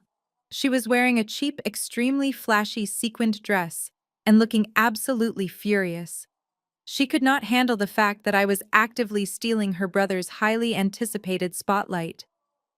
"What the hell are you doing here?" Kendra screeched, her shrill voice echoing violently in the completely silent, cavernous ballroom. She aggressively stepped directly into the center aisle, intentionally trying to block my direct path to the stage. "Security!" she yelled frantically, waving her arms in the air. "Get this broke, pathetic ex-wife out of here right now. She is entirely trespassing." I completely ignored her desperate, pathetic existence and kept my eyes absolutely locked on Julian's pale, terrified face. As Kendra lunged forward, trying to aggressively grab my shoulder, Marcus smoothly stepped directly in front of me. He did not hit her or act overly aggressive. He simply raised his massive muscular arm and gently, but incredibly firmly, moved her completely aside, like she was a highly annoying, completely insignificant piece of floating lint. He entirely blocked her from coming anywhere near me. "Do not touch me!" Kendra screamed, entirely losing her balance, and stumbling awkwardly backward into a nearby table, spilling several expensive crystal glasses of wine. I effortlessly glided past her, completely unbothered by her loud public meltdown. I reached the set of velvet-lined stairs leading directly up to the main stage and calmly walked up them. Julian stood completely paralyzed, securely trapped behind his expensive clear podium. I casually reached out and smoothly lifted one of the elegant tall glasses from a polished tray held by a stunned event organizer. I turned slightly to directly face the completely silent, highly captivated audience. I looked back at Julian, raising the crystal champagne flute perfectly to eye level.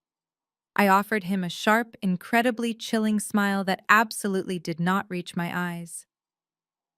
"Enjoy the shiny trophy, Julian," I said, my voice perfectly clear, incredibly calm, and entirely audible through his highly sensitive podium microphone.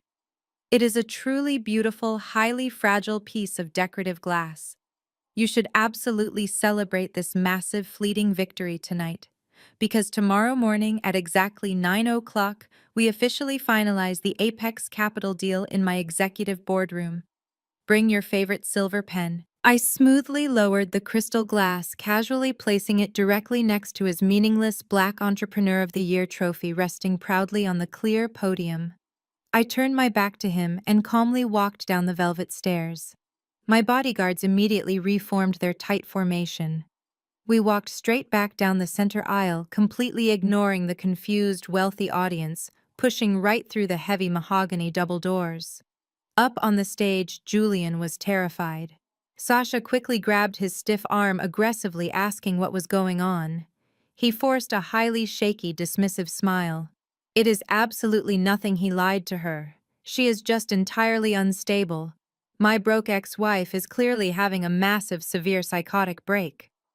Julian looked over at Harrison, desperately, silently begging for some kind of aggressive legal intervention. He wanted his highly paid bulldog of a lawyer to instantly slam his fist on the marble table object to the proceedings and magically extract him from this suffocating nightmare. But Harrison simply sat completely frozen in his expensive leather chair. Harrison was a seasoned corporate veteran who fully understood the lethal gravity of the situation. He recognized that Desmond Pierce did not casually attend meetings, unless he already held all the executioner cards. Harrison carefully closed his thick leather briefcase, entirely refusing to make direct eye contact with his suddenly toxic client. I leaned back slightly in the heavy executive chair, letting the deafening silence stretch and amplify Julian's absolute terror.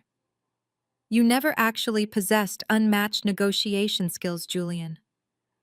I continued, my voice calm and relentlessly steady. My father simply made 3 highly classified phone calls. He gently reminded those competing development firms about their own outstanding massive debts to Pierce Holdings. They immediately withdrew their bids, leaving the path completely clear for you to effortlessly walk through. I spent 7 agonizing years meticulously smoothing the gravel, clearing the heavy obstacles, and ensuring the weather was absolutely perfect, so you could proudly strut forward and pretend you commanded the very elements. Julian aggressively grabbed the edge of the black marble table, his knuckles entirely white, his chest heaving as he gasped for air. "You are completely lying," he hissed, his voice cracking with sheer, unadulterated desperation. "You are just a bitter, vindictive woman trying to retroactively claim credit for my endless hard work. I built this massive company with my own sweat and blood. I am the sole, recognized genius behind the Horizon Project." I slowly smiled, a sharp, predatory expression that caused Kendra to physically flinch across the table. "If you are truly a recognized genius, Julian, then you absolutely do not need my money today," I countered smoothly.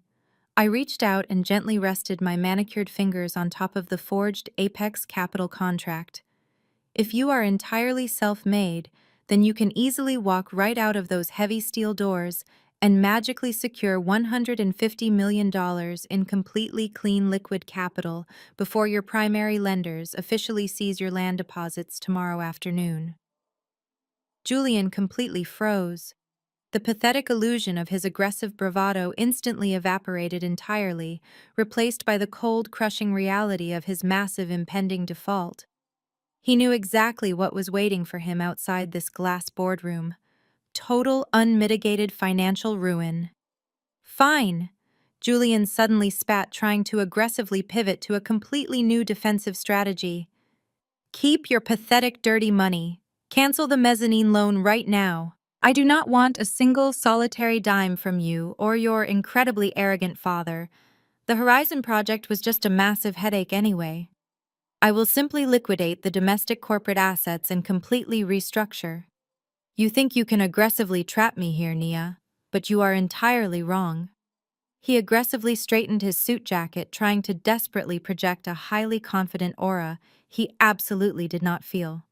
He looked down at me with a nasty, vicious sneer. "You think you completely destroyed me, but I planned for massive, catastrophic emergencies. I have tens of millions of dollars completely safely secured in my private offshore shell company, Apex Holdings in the Cayman Islands. It is entirely untouchable. I will simply take Sasha, and we will comfortably relocate. I will easily build a brand new real estate empire somewhere else, and you will remain a pathetic, lonely woman sitting in an empty glass room." Sasha visibly perked up at the direct mention of the massive offshore millions. She aggressively pulled her designer diaper bag closer to her chest, offering me a highly smug, vindictive look. "We do not need you at all," she chimed in, her high-pitched voice echoing annoyingly in the quiet room. "Julian is incredibly wealthy all by himself." I did not laugh. I did not raise my voice.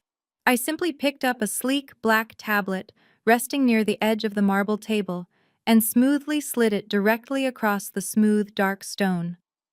It stopped perfectly right in front of Julian. "Pick it up, Julian," I commanded, my tone absolutely unyielding.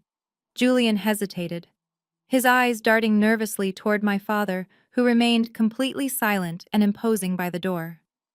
Julian slowly reached out with a violently trembling hand and picked up the expensive tablet. The screen was brightly illuminated, displaying a highly secure international banking portal. "You truly are incredibly predictable, Julian," I said, watching his dark eyes frantically scan the complex financial data.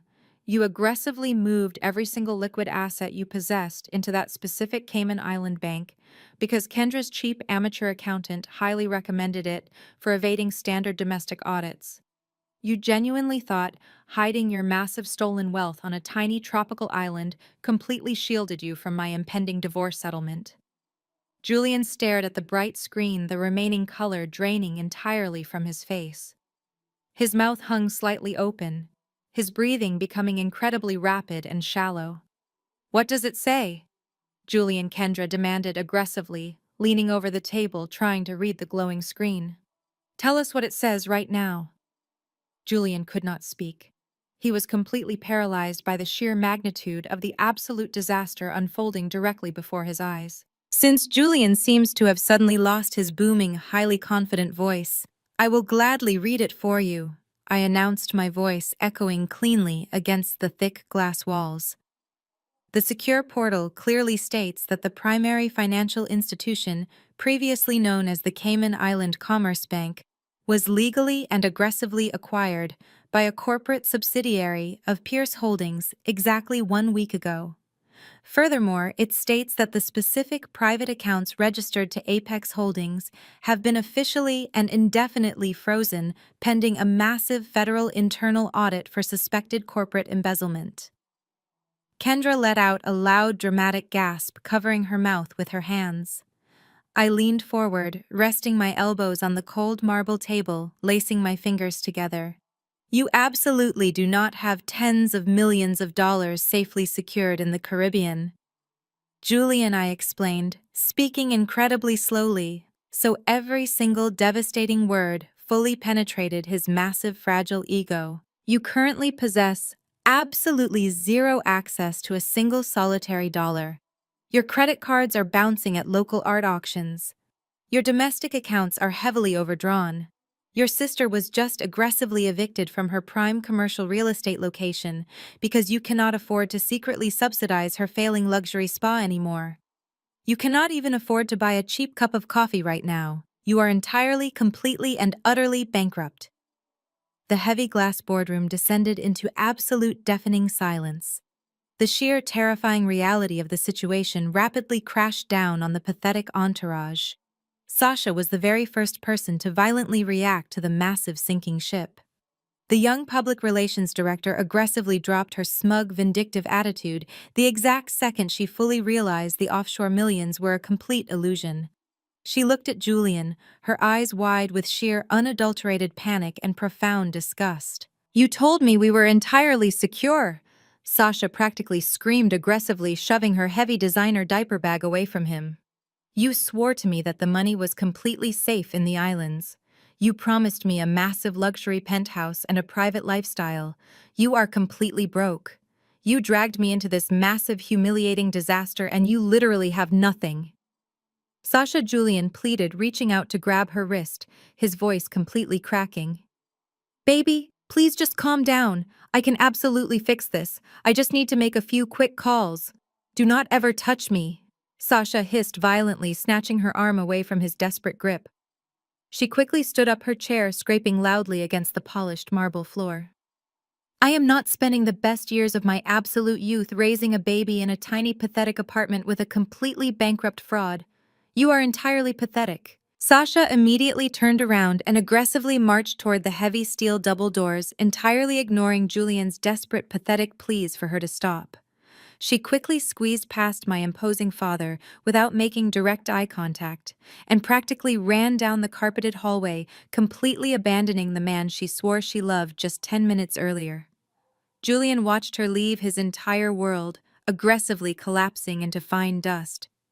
He slowly turned his head back to the table, his eyes entirely hollow and completely devoid of any remaining arrogance. Kendra was quietly sobbing in her expensive leather chair, her face buried deep in her shaking hands. She finally realized that her entire lavish lifestyle, entirely funded by her brother's stolen money, was permanently over.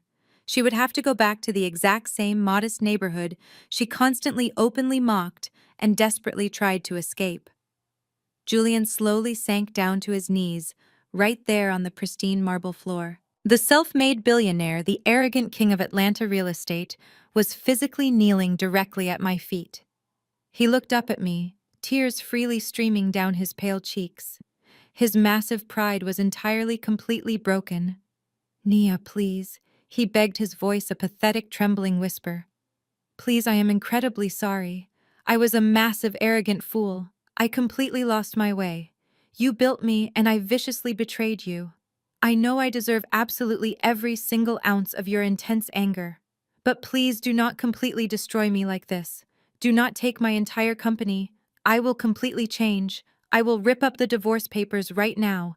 I swear to you, I will officially rip them up, and we can just go back to exactly how things were. We can be a true, powerful partnership. Just please release the funds and save my life. I looked down at the pathetic, weeping man kneeling on the floor. I felt absolutely no pity. I felt absolutely no lingering affection. I simply felt an overwhelming, profound sense of absolute lethal closure. I slowly smiled, leaning slightly over the edge of the heavy black marble table. Oh, Julian, I whispered, my voice soft but incredibly sharp, cutting right through his desperate, pathetic sobbing. The divorce decree is the absolutely only legal document you signed recently that I actually completely agree with.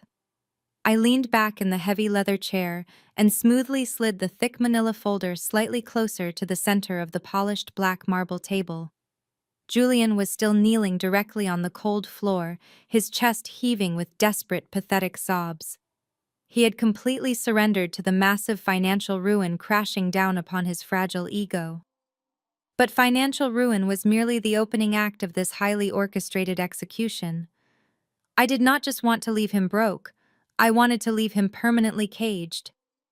I tapped my manicured index finger against the thick paper resting inside the folder. The divorce decree completely strips you of my massive hidden assets, Julian, I said, my voice dropping to a low, highly dangerous register. But let us talk about this specific document right here. The one you so eagerly and recklessly signed just an hour ago. Julian slowly lifted his tear-stained face from the marble floor. He looked at the folder, his red, bloodshot eyes blinking in profound, intense confusion. It took his massive, panicked brain a few incredibly long seconds to fully process exactly what document was currently resting under my hand. When the dark, terrifying realization finally hit him, he let out a sharp, highly audible gasp. He scrambled clumsily backward, his expensive leather shoes slipping aggressively against the polished stone floor until his back hit the glass wall of the boardroom. I opened the folder, entirely revealing the final execution page of the Federal Mezzanine Loan Agreement. There, right on the primary signature line, was my full legal name, perfectly and flawlessly forged in his highly practiced handwriting. You were incredibly desperate, Julian, I explained, leaning forward and staring directly into his terrified eyes. You were completely blinded by your massive, fragile ego and the sheer terrifying prospect of losing your shiny, fabricated empire. You genuinely thought Apex Capital was your ultimate elite savior. You thought you could seamlessly bypass federal lending laws by simply taking a silver pen and illegally signing the name of the sole legitimate heir to Pierce Holdings. Harrison, the highly paid corporate lawyer who had been sitting completely frozen in his chair, suddenly shot up as if he had been physically struck by lightning. The remaining blood instantly drained entirely from his seasoned face, leaving him looking like a terrified ghost. He stared at the forged signature on the massive black marble table with absolute, sheer, unadulterated horror. Julian, what did you do? Harrison shouted, his highly professional composure completely shattering. Did you actually physically sign her name on that specific document in front of the Apex Capital broker? Julian could not even form a coherent sentence. He simply nodded his head up and down, a pathetic, whining sound escaping his throat. You massive, complete idiot! Harrison screamed aggressively, grabbing his thick leather briefcase from the marble table. That is a federally backed financial instrument. That is entirely regulated by the federal government. You just committed first-degree institutional forgery and massive federal wire fraud in broad daylight. You literally handed a massive multi-billion-dollar holding company written physical proof of a severe federal felony. Harrison did not wait for a single response. He aggressively clicked his heavy briefcase shut with trembling hands. He was a highly experienced corporate bulldog, and he knew exactly when a sinking ship was entirely beyond saving. He knew that associating with this specific level of severe corporate crime would instantly trigger his own immediate disbarment and completely destroy his highly lucrative legal career. I am completely officially withdrawing as your legal counsel, effective immediately. Harrison announced, his voice shaking with absolute blind panic. I will not be a willing party to a massive federal crime. Do not ever contact my office again, Julian. You are entirely, completely on your own. Harrison aggressively turned around and practically sprinted toward the heavy steel double doors. He completely ignored Julian desperately calling out his name. He bypassed my incredibly imposing father without even making a single ounce of eye contact, and rushed frantically down the carpeted hallway, desperate to physically escape the massive radioactive blast zone of Julian's impending destruction. Julian watched his absolute best line of legal defense aggressively abandon him. He curled his knees up to his chest, looking like a completely broken, terrified child. But the absolute worst of his immediate nightmare was just beginning. Kendra, who had been quietly hyperventilating in her expensive leather chair, suddenly stopped crying. She slowly looked up, her eyes wide with a brand new terrifying realization. She looked directly at her pathetic, kneeling brother, her face twisting into a mask of pure, vicious hatred. The loans, Kendra whispered, her voice entirely hoarse. Julian, the primary business loans for my luxury spa. You aggressively cross-collateralized my domestic business accounts with your corporate holding company when you originally expanded the Horizon project. Julian flinched actively, trying to physically shrink away from her intense, furious gaze. Kendra, please, he begged weakly. I was going to completely pay it all back. I just needed the temporary liquid capital to secure the initial land deposits. You completely ruined me, Kendra shrieked violently, launching herself out of the leather chair. She aggressively grabbed the heavy crystal water pitcher from the center of the marble table and violently hurled it directly at him. The heavy crystal shattered aggressively against the glass wall inches from his head, raining sharp, heavy shards and freezing water all over his expensive custom suit.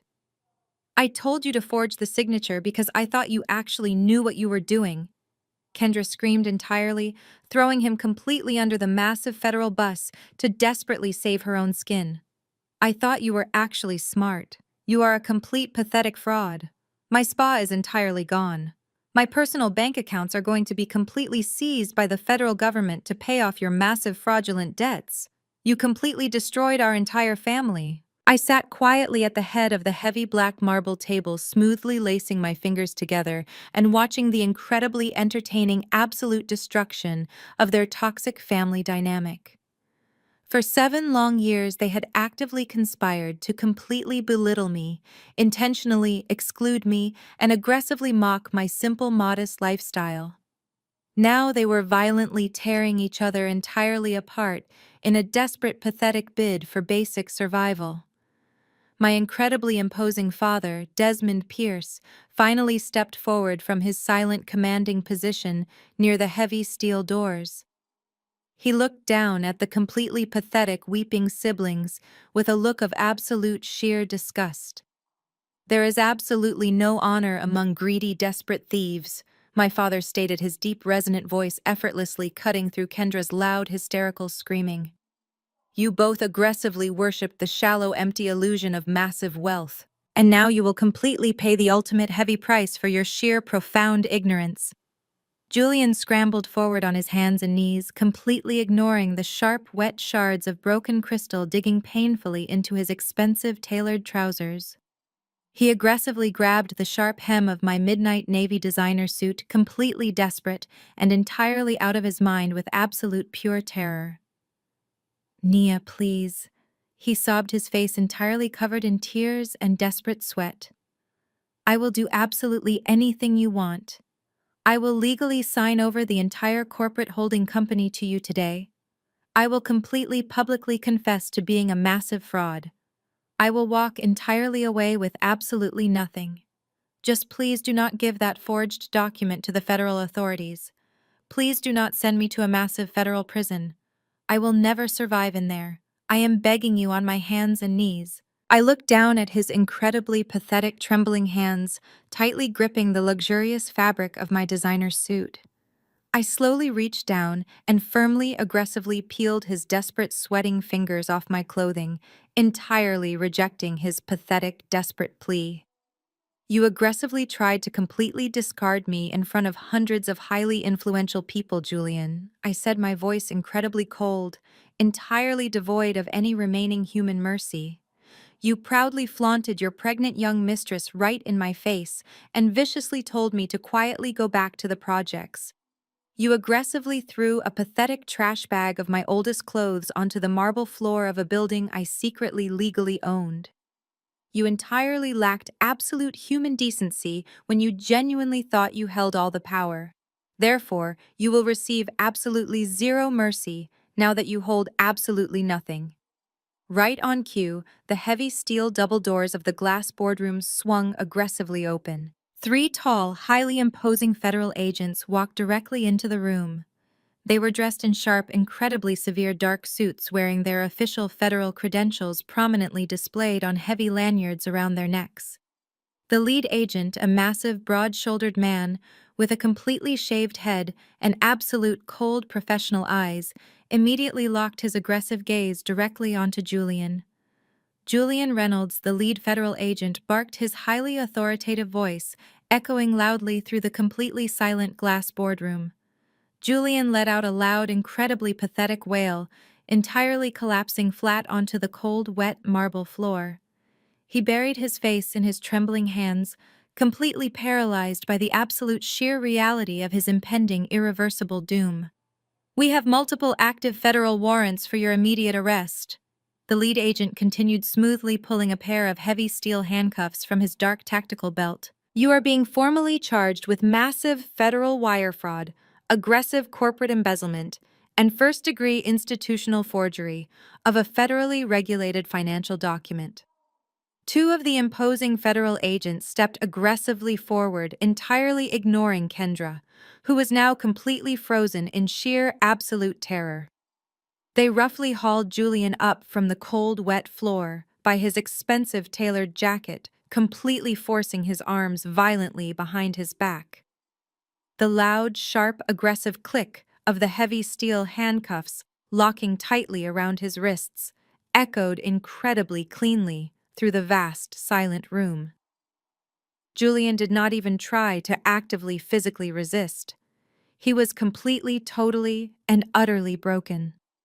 His massive, fragile ego, his entire fabricated billionaire identity, and his incredibly arrogant superiority complex were entirely permanently shattered into a million unrecoverable pieces. As the aggressive federal agents formally read him his strict legal rights, Julian slowly, weakly lifted his tear-stained face. He looked directly across the heavy black marble table at me. His red, bloodshot eyes were entirely filled with absolute, profound, horrific realization.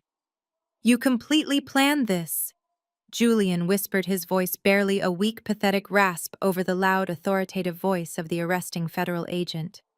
"You completely planned this massive trap from the exact night of the charity gala. You deliberately let me blindly walk entirely into this massive federal cage." I slowly stood up from the heavy executive leather chair, perfectly smoothing the flawless front of my midnight navy designer blazer.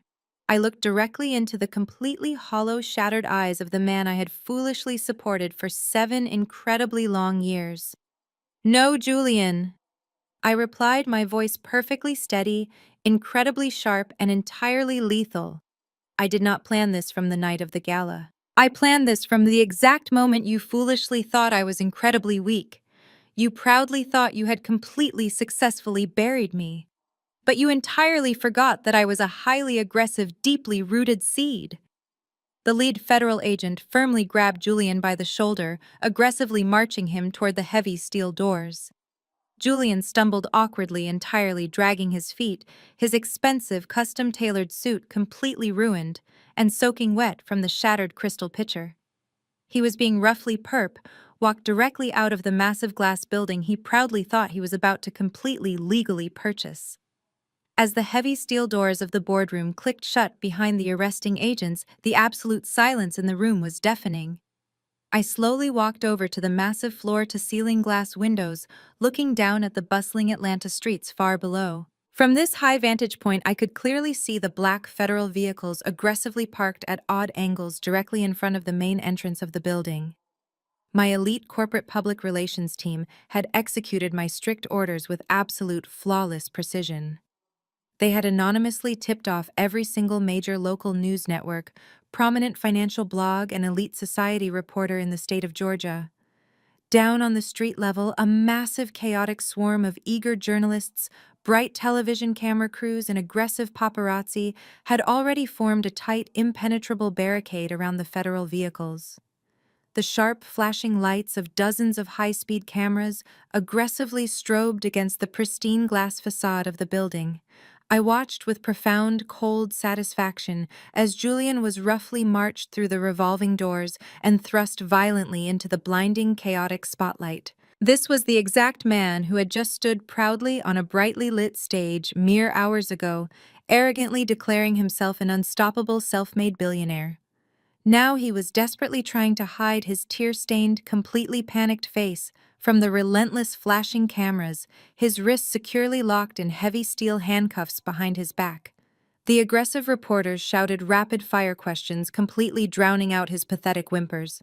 They asked about the massive federal wire fraud charges, the severely frozen offshore accounts, and the sudden catastrophic collapse of his heavily publicized Horizon project. Julian had absolutely nowhere to run and absolutely no expensive corporate lawyer to aggressively shield him. The federal agents roughly placed a heavy hand on his head and physically shoved him into the back of the dark armored SUV, slamming the heavy door firmly shut on his entire fabricated existence. My encrypted smartphone vibrated smoothly in my tailored blazer pocket. I pulled it out and tapped the bright screen. It was a secure live video feed directly from the head of my private security detail, currently stationed down in the wealthy Buckhead commercial district. The high-definition video clearly showed the prime corner retail location of Kendra's aggressively flaunted luxury spa. The massive, expensive glass doors were propped wide open. 3 large, heavy-duty repossession trucks were aggressively parked directly on the pristine, manicured sidewalk. A highly efficient team of burly movers was aggressively stripping the entire commercial space completely bare. They carried out her cheap imported massage tables, the massive, expensive crystal chandeliers she had foolishly purchased on high-interest credit, and the gaudy velvet waiting room furniture she loved to proudly post on her social media accounts. Kendra was standing completely alone on the edge of the street curb. The bright sunny morning had rapidly given way to a sudden torrential downpour, a common occurrence in the humid Georgia spring. She stood shivering in the heavy freezing rain, her cheap, flashy designer clothes completely soaked and clinging awkwardly to her frame. She was aggressively screaming into her cell phone, frantically swiping through her massive contacts list. She was desperately calling all the wealthy elite socialite friends she had aggressively bragged to just yesterday at the alumni brunch. She was begging for a temporary place to stay, a quick emergency loan, or even just a sympathetic ear. But every single call went straight to an automated voicemail. Her wealthy elite friends had already seen the explosive viral news alerts regarding Julian's highly public federal arrest. In the ruthless, hyper-competitive world of Atlanta, high society, toxic financial ruin was highly contagious, and absolutely nobody wanted to catch Kendra's lethal disease. She aggressively threw her phone onto the wet pavement and broke down into loud, pathetic, hysterical sobs, completely entirely alone in the massive city. I calmly locked my smartphone screen and slipped it back into my pocket. The highly satisfying digital execution was completely finished. I turned away from the massive glass windows and walked back toward the heavy black marble table. My father, Desmond Pierce, was standing completely still near the elegant built-in wet bar, discreetly located in the corner of the executive boardroom. He reached out with large, steady hands and selected 2 heavy crystal tumblers. He slowly, deliberately poured 2 generous measures of our most exclusive, heavily aged scotch. The rich amber liquid caught the bright sunlight streaming through the windows. He walked over and handed me one of the heavy glasses, his sharp, dark eyes filled with absolute profound pride. We did not immediately speak. We simply stood in this quiet aftermath of the massive corporate slaughter, absorbing the profound shift in the absolute balance of power. We raised our crystal glasses in a silent, solemn toast. We toasted to absolute, undeniable loyalty to the aggressive protection of our massive generational legacy, and to the ruthless, efficient removal of toxic, ungrateful parasites. The expensive, aged scotch burned wonderfully as it slid down my throat, a fiery, deeply satisfying physical confirmation of my absolute, ultimate victory. "You handled the aggressive extraction flawlessly," Nia, my father, finally said, his deep, resonant voice entirely filling the quiet glass room. "You completely dismantled his massive, fabricated empire with absolute surgical precision. He will absolutely never recover from this severe level of complete public and financial devastation. The federal prosecutors will aggressively seek the absolute maximum sentence to make a massive public example out of his extreme arrogance. He completely dug his own massive grave?" "Dad," I replied, setting the empty crystal tumbler down onto the cold, polished marble surface. I simply provided the heavy steel shovel and watched him eagerly jump straight into the massive hole. But our aggressive work here is absolutely not finished today. Nature entirely abhors a massive vacuum, and Julian's sudden catastrophic removal has instantly created a massive, terrifying void in the local commercial real estate sector. If we do not aggressively step in and completely stabilize the immediate fallout, thousands of innocent, hardworking contractors, administrative employees, and legitimate local suppliers will be entirely ruined by his massive, reckless greed. My father nodded slowly in complete, absolute agreement. The primary domestic corporate accounts belonging to the Reynolds Group are currently entirely frozen by the aggressive federal authorities. However, since Pierce Holdings officially legally holds the primary underlying debt for his massive initial acquisitions, we essentially rightfully own the entire overarching corporate structure. I walked purposefully over to the primary communication console, directly built into the center of the heavy marble table. I pressed the silver intercom button, immediately connecting to the elite executive administrative team stationed in the outer lobby. "Please immediately contact the current acting executive board of directors for the Reynolds Group," I commanded, my voice projecting absolute, undeniable authority. "Inform them that their primary holding company has just been entirely subjected to a massive hostile corporate takeover by Pierce Holdings. Mandate their immediate mandatory physical presence in the primary conference room of their headquarters in exactly 1 hour. If any single executive fails to appear, they will be instantly terminated with severe legal prejudice and completely denied their comprehensive severance packages." I released the silver button and looked directly at my father. "I am going to aggressively purge the entire toxic corporate culture he painstakingly built," I stated firmly. Julian deliberately surrounded himself with weak, pathetic yes-men, completely corrupt middle managers, and highly aggressive, unethical brokers who constantly enabled his massive, fraudulent behavior. I am going to personally fire every single one of them this afternoon. I will aggressively replace his entire failing executive board with highly qualified, incredibly brilliant, diverse women who have been unfairly overlooked by this incredibly stagnant industry for decades." My father smiled a sharp, incredibly dangerous smile. "It is entirely your massive empire now, Nia. Rule it with an absolute iron fist." I left the Apex Capitol building feeling lighter and incredibly more powerful than I had ever felt in my entire 32 years of life. Marcus drove the heavy armored Maybach smoothly through the bustling city streets, navigating the chaotic aftermath of the massive federal raid. I did not direct him to take me back to the heavily guarded Pierce estate. Instead, I instructed him to drive directly to the massive luxury high-rise building where Julian and I had previously shared our massive custom penthouse. When I walked confidently through the pristine marble lobby, the incredibly intimidating night concierge, who had actively helped Julian completely lock me out, just a few days ago, practically jumped out from behind his polished desk. He had clearly seen the explosive viral news reports. He looked completely terrified, aggressively stammering profuse, desperate apologies and frantically holding the private elevator doors completely open for me. I entirely ignored his pathetic, groveling existence and rode the silent elevator directly up to the top floor. I stepped out into the massive, sprawling penthouse.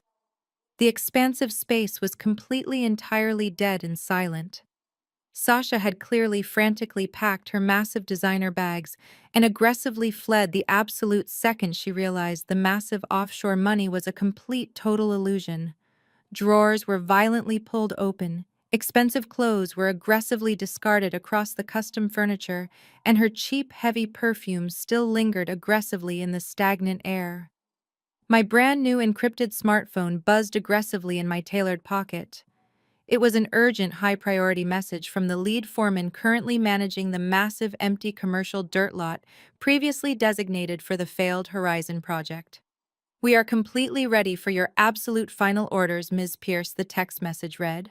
I smoothly typed my immediate, highly aggressive response. "Clear the massive lot immediately. Tomorrow morning we officially break ground on the massive Pierce Foundation Center for the Arts." I hit send on the message to the foreman and watched the delivery confirmation flash on the bright screen. The massive dirt lot was officially designated for the Pierce Foundation, but the absolute complete destruction of Julian's entire existence was actively continuing to unfold across the city.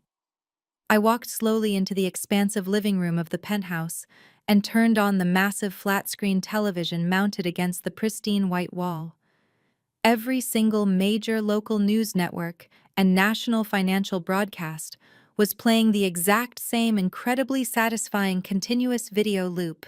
It was the high-definition footage of Julian being roughly walked directly through the glittering marble lobby of the Apex Capitol building. The aggressive news cameras, tipped off perfectly by my elite public relations team, had captured every single pathetic, humiliating detail of his incredibly public downfall.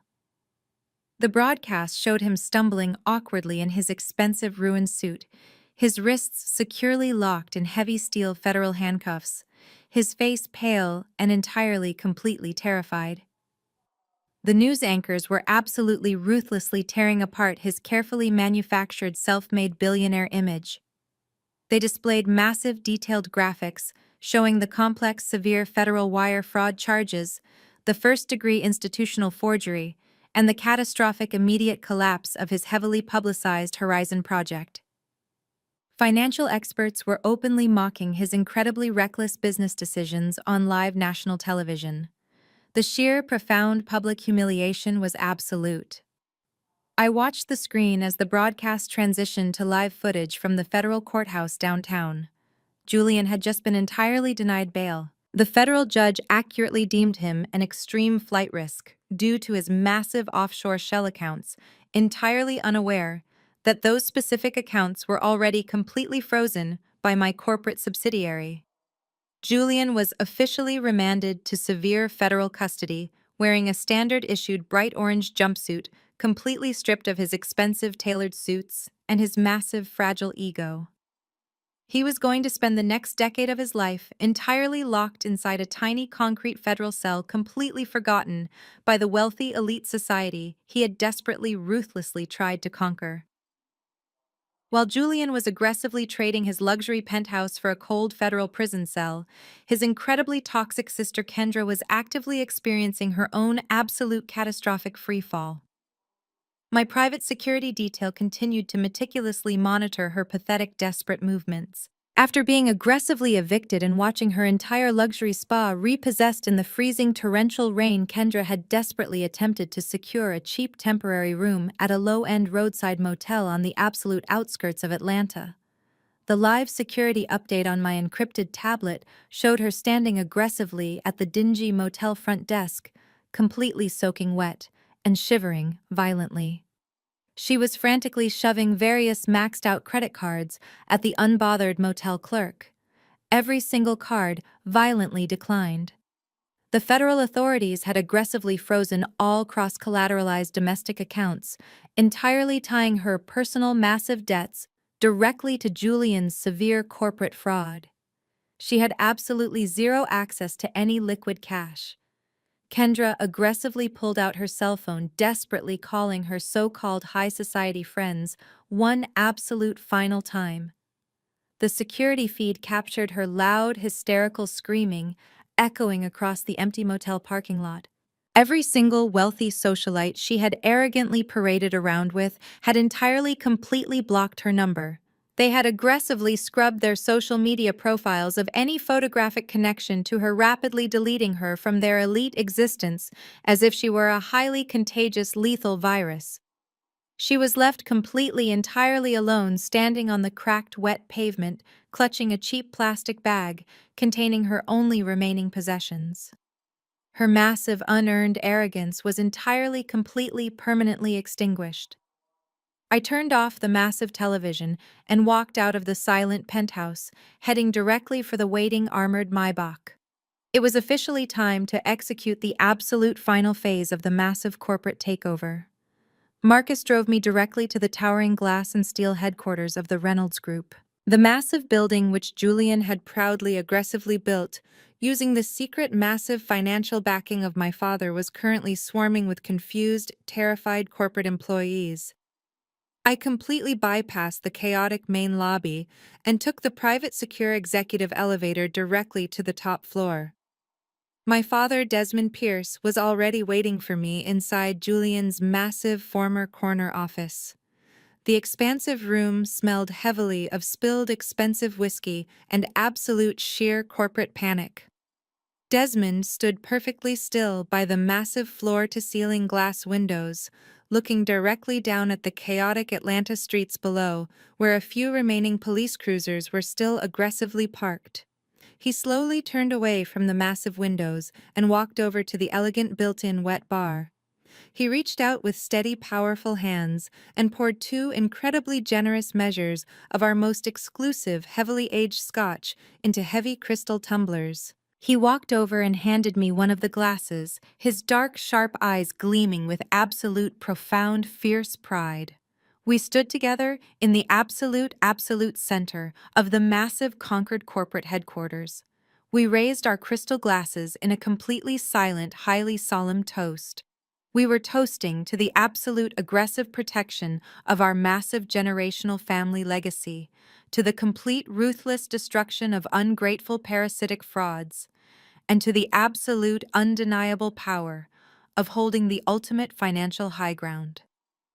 The expensive dark scotch burned wonderfully smoothly as it slid down my throat, providing a deeply satisfying physical confirmation of my absolute ultimate victory over the incredibly toxic men who thought they could effortlessly control me.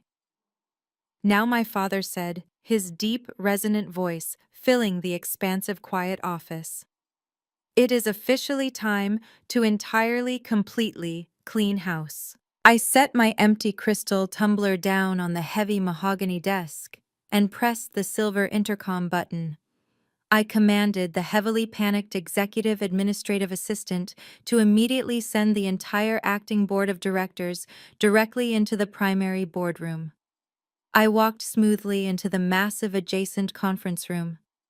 The long polished table was entirely surrounded by 12 incredibly nervous, heavily sweating middle-aged men. These were the exact toxic, corrupt executives who had constantly, actively enabled Julian's massive, fraudulent behavior. They had aggressively, happily profited from his extreme, reckless greed, while entirely actively participating in the aggressive marginalization of brilliant women within the commercial real estate industry. They looked up at me with wide, terrified eyes, completely unsure of what was about to violently happen to their highly lucrative careers. I did not sit down. I stood directly at the absolute head of the massive table, resting my hands flat against the cool, polished wood. As of exactly 8 o'clock this morning, Pierce Holdings has completely legally executed a massive, hostile corporate takeover of the Reynolds Group. I announced, my voice perfectly clear, incredibly cold, and entirely lethal. You are no longer employed by a self-made billionaire. You are now entirely subjected to my absolute, undeniable authority. The men shifted uncomfortably in their expensive leather chairs, nervously adjusting their silk ties. The acting chief operating officer, a highly arrogant man named Richard, desperately tried to aggressively speak up to fiercely defend his incredibly lucrative position. Ms. Pierce Richards stammered, forcing a highly fake confident smile. We are entirely fully prepared to seamlessly transition the overarching corporate leadership. We have massive institutional knowledge that is absolutely incredibly vital to maintaining the daily operational stability of this massive firm. I stared directly into his panicked eyes, completely entirely shutting down his pathetic, desperate negotiation. You have absolutely zero institutional knowledge, Richard, I replied, my tone completely unyielding. You aggressively enabled massive, severe federal wire fraud. You deliberately intentionally looked the other way while your incredibly arrogant chief executive officer aggressively systematically embezzled millions of dollars into offshore shell accounts. I smoothly pulled a thick, heavy black folder from my tailored blazer and aggressively tossed it directly onto the center of the massive table. Every single one of you is officially entirely terminated effective immediately, I declared, watching the absolute sheer horror rapidly spread across their pale, sweating faces. Furthermore, because you are all completely heavily implicated in extreme corporate financial negligence, your massive, highly lucrative golden parachute severance packages are entirely legally revoked. Security will now aggressively escort you completely out of my building. You have exactly 5 minutes to silently clear out your desks before we actively forcefully remove you from the premises. The heavy boardroom doors swung aggressively open. Marcus and a highly imposing team of my elite private security operatives marched directly into the room. The completely disgraced toxic men frantically scrambled out of their chairs, utterly entirely defeated, aggressively packing their briefcases with trembling, panicked hands. As they were roughly marched out of the room, another highly coordinated group of people confidently walked through the heavy doors. It was my brand new, entirely hand-picked executive board. They were incredibly brilliant, highly educated, fiercely aggressive women from highly diverse professional backgrounds who had been constantly completely overlooked by Julian's incredibly stagnant, toxic corporate culture. They took their seats at the massive table, projecting absolute, pure, competent authority. The massive, heavy rebuilding of the absolute empire had officially flawlessly begun. Hours later, after entirely completely securing the massive overarching corporate transition, I returned completely alone to the massive quiet penthouse. The expansive luxury space was entirely completely scrubbed of any lingering trace of Julian's pathetic, arrogant existence. The aggressive professional cleaning crew had meticulously removed his expensive custom suits, his gaudy, flashy watches, and his meaningless, completely hollow business awards. I walked slowly directly into the massive, pristine custom kitchen. The incredibly expensive imported marble countertops were entirely completely bare, except for one single highly significant remaining item resting exactly in the center of the massive kitchen island. It was a thick, heavy certified envelope legally delivered by the aggressive federal court system earlier that afternoon. I slowly reached out and opened the thick seal.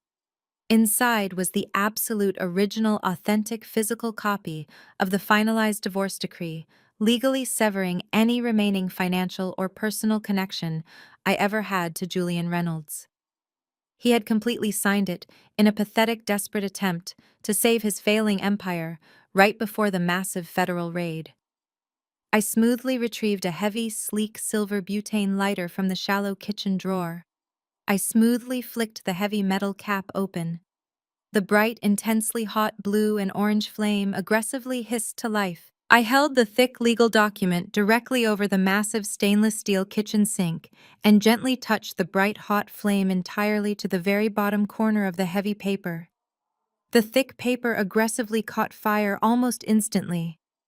The bright hot flames rapidly consumed his forged signature, aggressively burning away the massive painful lies, the severe heavy manipulation, and the absolutely toxic 7 years I had completely wasted. I watched the bright fire fiercely burn until it completely reached my fingertips. Then I simply let the massive burning document drop directly into the cold steel basin. I stood perfectly, entirely still in the massive silent kitchen, watching the absolute final remnants of my old, incredibly fake life completely turn into useless, fragile gray ash. The past was entirely, completely dead. Exactly 6 months later, the vibrant city of Atlanta was bathed in brilliant, warm sunlight. The crisp morning breeze swept through the bustling streets, carrying the distinct energy of a highly anticipated celebration. I sat comfortably inside the luxurious private green room of our new facility, adjusting the delicate, perfectly draped neckline of my stunning, brightly colored custom designer dress. The vibrant, bold emerald green silk beautifully complemented my skin and symbolized my complete rebirth. Across the plush room, a flat-screen television was quietly playing the local morning news broadcast. I paused to watch as the serious face of the lead anchor appeared. The breaking news graphic flashed across the screen. Julian Reynolds, the disgraced former real estate developer, had received his final legal judgment. The judge threw the heavy book at him deliberately, making a massive public example of his extreme corporate greed and severe federal wire fraud. Julian was formally sentenced to 15 incredibly long years in a maximum security federal prison without the possibility of parole. The broadcast briefly showed a highly unflattering courtroom sketch and then a short video clip of him being roughly escorted out of the courthouse. He looked incredibly gaunt. His posture defeated his massive, fragile ego, permanently crushed under the crushing weight of his absolute, undeniable reality. Resting casually on the elegant glass coffee table beneath the television was a copy of a trashy celebrity tabloid magazine. My efficient public relations team had playfully left it there for my personal amusement. Plastered across the glossy front cover was a highly unflattering paparazzi photograph of Sasha. She looked completely exhausted and washed up, desperately clinging to the arm of a bankrupt D-list reality television star outside a cheap diner. The bold headline mocked her spectacular fall from grace, exposing her pathetic, desperate attempts to pawn counterfeit designer handbags just to pay her basic monthly rent. She had aggressively chased the blinding illusion of wealth and ultimately ended up entirely with nothing but cheap fake plastic. And then there was Kendra. I did not even need a tabloid magazine to know exactly where her massive, unearned arrogance had ultimately landed her. My private security detail still routinely provided me with amusing monthly updates. Kendra was currently working a grueling minimum wage job as a receptionist at an incredibly cheap strip mall nail salon on the absolute extreme outskirts of the city. She spent her long, miserable days wearing an unflattering cheap nylon smock, sweeping up acrylic nail clippings, and constantly being loudly berated by demanding customers. All of her wealthy, elite high society friends had entirely permanently abandoned her. She was completely trapped in the exact same modest, desperate financial struggle she had spent her entire life actively mocking and ruthlessly looking down upon. I smoothly picked up a sleek digital remote and turned off the television, leaving their pathetic, ruined lives entirely in the absolute dark where they permanently belonged. I stood up gracefully from the plush velvet sofa and walked purposefully toward the heavy oak door. It was officially time to enthusiastically welcome the incredibly bright, limitless future. I stepped out of the private green room and walked confidently down the long sunlit corridor. I emerged directly into the massive, beautiful, open-air courtyard of my absolute proudest achievement. A massive cheering crowd of hundreds of people immediately erupted into loud, enthusiastic applause the absolute second I stepped onto the elevated grand stage. I looked out over the sprawling state-of-the-art campus. We were standing directly on top of the exact commercial dirt lot where Julian had once arrogantly planned to aggressively build his highly sterile, soulless Horizon project. Instead of two massive, ugly corporate glass towers casting dark, cold shadows over the local community, the land was now home to a breathtaking architectural marvel, the Pierce Foundation Center for the Arts. It was a fully funded, vibrant community hub completely dedicated to empowering talented local youth, providing them with elite resources, beautiful gallery spaces, and entirely free advanced education. It was a permanent monument to absolute, true, lasting generational wealth. My imposing father, Desmond Pierce, was standing proudly right at the center of the stage. He was wearing an impeccably tailored light gray suit, looking incredibly happy and entirely at peace. He smiled warmly as I confidently approached, handing me a pair of massive, heavy, ceremonial golden scissors. I grabbed the shiny golden handles, feeling the satisfying heavy weight of the metal. I looked out at the massive, excited crowd, the flashing cameras, and the bright, eager faces of the young artists who would actively utilize this beautiful, massive space. I smoothly, firmly brought the sharp golden blades together, aggressively, cleanly snipping the massive, thick red ribbon perfectly in half. The crowd wildly erupted. Joyous, loud music instantly filled the bright, warm air, and colorful, vibrant confetti rained heavily down from the clear blue sky. I stood there bathing in the warm, radiant glow of my total, ultimate, undeniable victory. I looked directly into the primary news camera stationed firmly at the very front of the massive press pool, entirely breaking the fourth wall. They say the best revenge is living well. I narrated, my voice perfectly, smooth, confident, and radiating undeniable lethal power. But in my family, we do not just live well, we take back what is ours with interest. Sometimes the only way to show a king he is wearing no clothes is to buy the castle and lock the gates. I allowed a completely genuine, incredibly warm, beautiful smile to naturally fill my face. I turned my head and looked directly at my proud father, Desmond, sharing a profound, silent look of absolute, complete mutual understanding and deep, protective family love. I gracefully, confidently turned my back entirely to the flashing cameras and the loud, cheering crowd. I walked smoothly, purposefully, directly forward, stepping entirely into the beautiful, bright, wide, welcoming doors of my massive, brand new, unshakable empire. Fade completely to black. The greatest lesson from this journey is that your worth is never defined by those who underestimate you. When people mistake your kindness for weakness, let them. You do not need to shout to prove your strength. Julian built his ego on lies, assuming he could easily discard me. But empires built on deception will always inevitably collapse. Sometimes the most powerful response to betrayal is walking away quietly, only to return as the architect of their downfall. Never shrink yourself to fit inside another person's shadow. Have you ever reclaimed your power? Share below, like, and please hit subscribe.